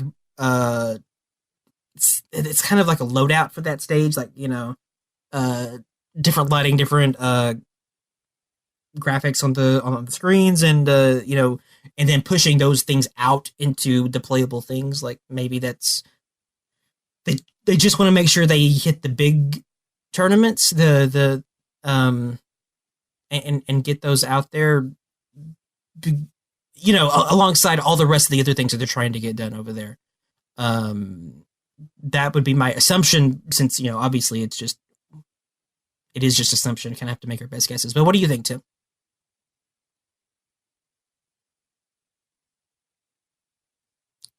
Tim's dead. Oh, my bad. I forgot to unmute. Yeah, I'm still here. Yeah, I mostly... It's just too early for them to really put that much resources, or that many resources into it. I think next year we can be a little more critical of things like that. But I think the only problem I have right now is, why is the CEO stage not up yet? That's kind of a blow up, in my opinion. It's like CEO is next week. Where's the stage? Let me play the CEO stage. Come on, man. That, I think, is kind of messed up, but it takes a lot of resources to probably update a stage for every tournament. I would love to see a Frosty Faustine stage. I think that would be the tightest shit on earth. But maybe next year. I think that would be tighter. I definitely would like to play the stages longer than they're actually available. The combo stage, yeah? No, I was going to agree with you. I think that's an aspect of it, too. I think, maybe their thinking of it was like, we want to have that there with the biggest priority of being like, listen, they can play on our stage during the actual tournament, and that's why they wanted to have there, not so much for like the time windows of that tournament for online players. Maybe wasn't what they were thinking about, up until this point, up until people like you and me and probably other people online are like, no, leave that shit up longer. We kind of like that shit. So that might have been part of it too. Maybe. I also wish they had been a little more, and again, it's early. I'm not really critical of stuff like this yet, but next year, I'd like to see them go a little more all out with the stages and add a little more, embellish them a little bit more. Like, for example, I think a giant missed opportunity is on the CEO stage. It's a picture of player 1 on the left and player 2's character on the right. And what they should have done is just have 2 portraits of Jabali on each side. Like, that seems a lot more appropriate. I think that would be sick, but it's too late for that. So I'm hoping next year we get to spend more time with the stages. I also wouldn't mind, like, if you want to keep the NetherRealm stage, if you press triangle, it goes back to the NetherRealm standard. Just in case, if you just don't want to see a bright ass yellow CEO stage, right? Yeah. I'm looking forward to the Evo one. I think the Evo one looks amazing. I liked the combo breaker one. I like that one a lot. I thought it looked really cool. I'm sad that it's gone. I'm kind of pissed it's gone. I kind of want to still play that stage. Yeah. I don't. I don't think it's like a intentional, like, you know, screw DreamHack, NEC, East Coast Radio, etc. Just, man, I feel like a lot of these things, like we're talking about, is just a lack of both resources and maybe forethought on their part. I think a lot of times NRS has struggled with having a lack of forethought, and that's not new to this game, but a lot of times they do hear that and course correct eventually. So maybe that'll be something they can do here. There probably will be, like Temp says, maybe next year, after they get more of these basics caught up a little bit. But those are, yeah, that's what I would think. Hopefully that answers your question. I would like to see that stuff too. That's a good question, dude. What's up? I just said I would like to see that stuff too.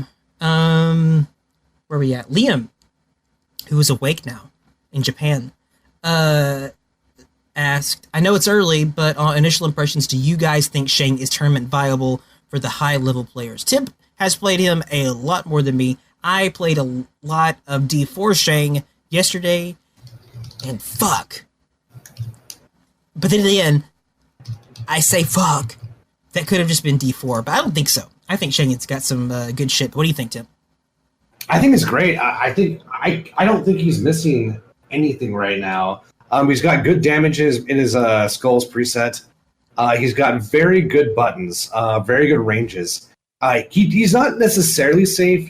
There is an unsafe way to play him, but you can play a safe style of Shang Tsung, especially in his Soul Harbinger preset. I mean, anything into comments are very safe. If you space it right, down 4 comments is a very viable tool. It's so hard to say that word. I don't think he's missing anything. Okay, one preset has weaker pressure and one preset has weaker damage. But other than that, I think both are perfectly viable. I think he's going to be good. I think a 15-frame zoning tool that's relatively safe and covers such that you can't low profile, that's good. That's really strong. And having very straightforward confirmable damage with upskulls, also very good. He has like a billion different whiff punishes. Fucking pick your favorite. He can whiff punish with so many different things. Right down to fucking Soul Steal. You know, Soul Steal is a 16-frame whiff punish that gives you life back in this game. I know it did in MK9. I haven't tested a lot of that yet, but I would like, if someone disagrees, I'd be very curious what they think is wrong with the character. I just really liked the visual of Shang hitting you with really safe pressure comments instead of comments. He's hitting you with comments and it's keeping him safe. I like that lore. I want to make that real. It's hard to say comments. I say comments all the time. I don't say comment very often. I'm also sleepy, so that makes it incredibly even more funny. But listen, I haven't said Shane Tsung in a while, and I'm pretty proud of that. Okay. Where are we? Yeah, man, Shang is good though. I'm glad that you said what you said because that makes me feel more comfortable with what I said, which is he feels good. And if I can tell it, then it must be true because it takes me a long time to feel things. I'd be very curious what the down players think is wrong with him. Well, they're going to talk about things like being unsafe and the gaps and stuff like that. But no, I think that if you, play him, being aware of that stuff and work that into the, how like his gameplay, the metagame of what you're doing with him, I don't think that stuff is going to keep him from not being viable. I think that's just part of his gameplay that you have to keep in mind. But boy, fuck no, he's got some good shit. Man, whatever that fucking shit is, that what was it? Back 1, down 2 and shit, like That's fast enough. You can fucking catch people with that shit a lot. That's good shit. He's got a lot of that stuff. Okay. But you answered that question very well. Thank you. Liam. Evan asks, should down ones be changed? If so, how? I mean, they're really handy, and I use them a lot, and I abuse them a lot. That's all. I mean, that's all that I can say about that. Well, I forgot to say good question, Liam. So good question, Liam. Very good question, sir. This is a very controversial topic. A lot of people are saying that mashing down one is too rewarding right now. Even though they're negative, I do agree counter-poking can be difficult in the online situations. And just timing your down one counter-poke is not the easiest thing. I agree it does take some labbing. But I like that, though. I like the fact that you don't get your counterattack unless you've really put in the time. I think that's kind of cool, actually. I would not change anything right now. I don't think they need to be more negative. Yeah, I think the way they are right now is honestly fine. Rio made a whole video about how he doesn't like counterpokes in this game, though his reasoning was a little more sophisticated. He really liked the hit stun reactions based on a standing versus a ducking opponent, and with a down 1 versus a down 3 versus down 4. It's a really good video. But as far as balance goes, I think they're fine. I really don't have a problem with down ones right now. Here's one thing I would like. If they were more negative, that would give me more time to react to whether they cancel their down 1 or not. That would be kind of cool. Because right now, if I see a down 1, I have to down 1 back in time. I don't have time to see if they canceled. And that is a little frustrating. That does create some dumb mind games. This doesn't... I mean, the poke war being as potent as it is, I don't think it's awful in itself, though. It's a little frustrating. I always say the less guessing games, the better. But no, I don't necessarily think they need to be changed right now. As long as the down 1 cancel options are relatively unsafe, I don't think we have a problem. Because they're going all in. Like, I don't think it should be a weak option necessarily. Yes. I agree. It's a good question. It honestly, this one's coming back. This question, we are not done with this question. This is going to be an ongoing controversy for a while. Like I said, I abuse that to no end, so it's definitely a thing. I would say it's probably our final question for tonight. Well, let's do Aim Dopeness's question. Oh yeah, that's right. Yes, of course. And then we can call it. Good question, Evan, but we're not done. To be continued. Good question, sir. Motherfucker. Aim Dopeness asks, what are your early impressions on Kombat League? Opinions on if the rewards need to be improved, or what you'd like to see Kombat League offer in the future. Let me see. Well, Tim, you say your piece first. I mean, I wish it was color coded. I feel like the categories are a little too abstract right now. But my early impressions is just that I'm glad it exists. I'm a little torn on the reward system. I think time rewards to ranked is a little. I'm glad it's incentivizing people to play, but some people are going to have trouble getting past Grandmaster. Just more than a few. So I don't know how I feel about that. But like I said, I'm glad it exists. I think it's really cool, and it's way better than what we had before. But I still want to throw away win-losses. I think that those metrics don't help anybody. Yeah, I don't win-losses, especially now. I don't feel like it's it doesn't have really any practical value whatsoever, if it ever did at all. Kombat League. We talked a lot about Kombat League earlier. I spent a long time playing yesterday or fucking 2 days ago now, whatever day it is. Long time. And it was a lot of fun. I felt that the experience of playing this, really filled a void that I felt in the game since it's come out. And I was having a lot of fun playing ranked and casuals. I played both. I hopped back and forth a lot. But still, that was where I was putting in most of my time with the game, like, easily. But something like this is what I was hoping for when the game came out, and it wasn't there, and the game felt really, really light because of it. And yeah, I just had a lot of fun with it. As far as the rewards go, I mean, obviously the color options here are like what? They're like the demon skins or shaders in Injustice. Um, and somewhere else I saw the white ones, which are pretty much the god shaders from Injustice. Like those aren't that interesting to me, and whatever. But I mean, they're not bad. But there's also the gear items, and I mean, they're. I can understand both sides of it. There's a lot of this stuff that a lot of people may just not be able to get to, just completely out of people's reach. Um, which is especially apparent if it's especially apparent possibility because yesterday the competition was crazy because everybody was playing, and it's going to be the biggest question about this whole experience. The biggest question about it is if people's going to drop off as fast as they have with other things. Because if they do, it's going to change everything. It's going to change how fun it is. And that was the main reason why it was so much fun, was because all of a sudden there's this really stiff competition, but people playing characters that you don't normally see. And it's what keeps it, for me anyway, interesting. And yeah, I just hope that sticks around. I'll be playing it a lot. I think it's really fun. I want that fucking Sub-Zero mask, and it does kind of suck that it seems like you don't get that shit until after the season is over, which looks like a month. I mean, that I don't like that. That's really a bummer to me. But that's kind of a small gripe for the whole thing. I'm just glad the whole thing is here, and I hope people keep playing it.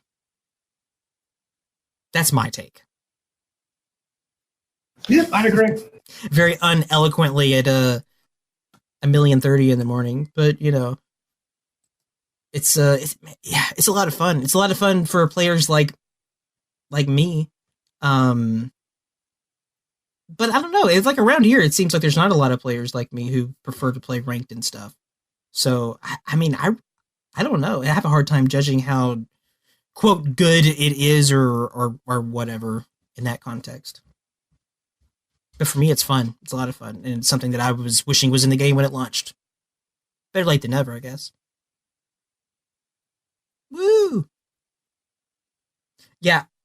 Was there anything else you wanted to add on to that question, Temp? To be continued. I think I hope next time we record, I have played ranked and I know where I stand in the rankings. God, this is a crazy time in life right now. But yes, hopefully I have more to say soon. Right now, it's still so new to me. And next time we record, like, if that drop-off's going to happen, it will have happened by then. Like, almost definitely. And that'll be a big determiner of my opinion of it as well. And the overall quality of it as well. Because, yeah, man, like, playing ranked before this launched was not that difficult. It's easy to see why now. The competition level is way different. And if there's a big drop off, and if this is easy to get up through as normal ranked was, then this stuff is going to be available to way more people, and it's not going to be that big of a deal, which won't be as fun at that point either. So yeah, we'll see. Like, time will tell on this thing. By the time we record again, most likely that information will be made available and apparent. I think that's all the time and juice that I have in me tonight, which bums me out because I wanted to get through as many questions as possible. But I mean, we did. I wanted to get through a little bit more, but listen, we did pretty well. So many questions. I know. So many questions, damn God. Temp, was there anything else that you wanted to cover or say? Nah, I think I got it all. I mean, even if there was, I'm going to say no anyway, just because it's 6:01 a.m. I haven't eaten in a very long time. At least 7 hours since my last meal, so I'm very hungry. Yes. Okay. That's going to wrap it up. Thank you guys for listening. Hopefully we'll see you guys as soon as we can. And, take care. Later, everybody. Yeah. Stay safe, everyone.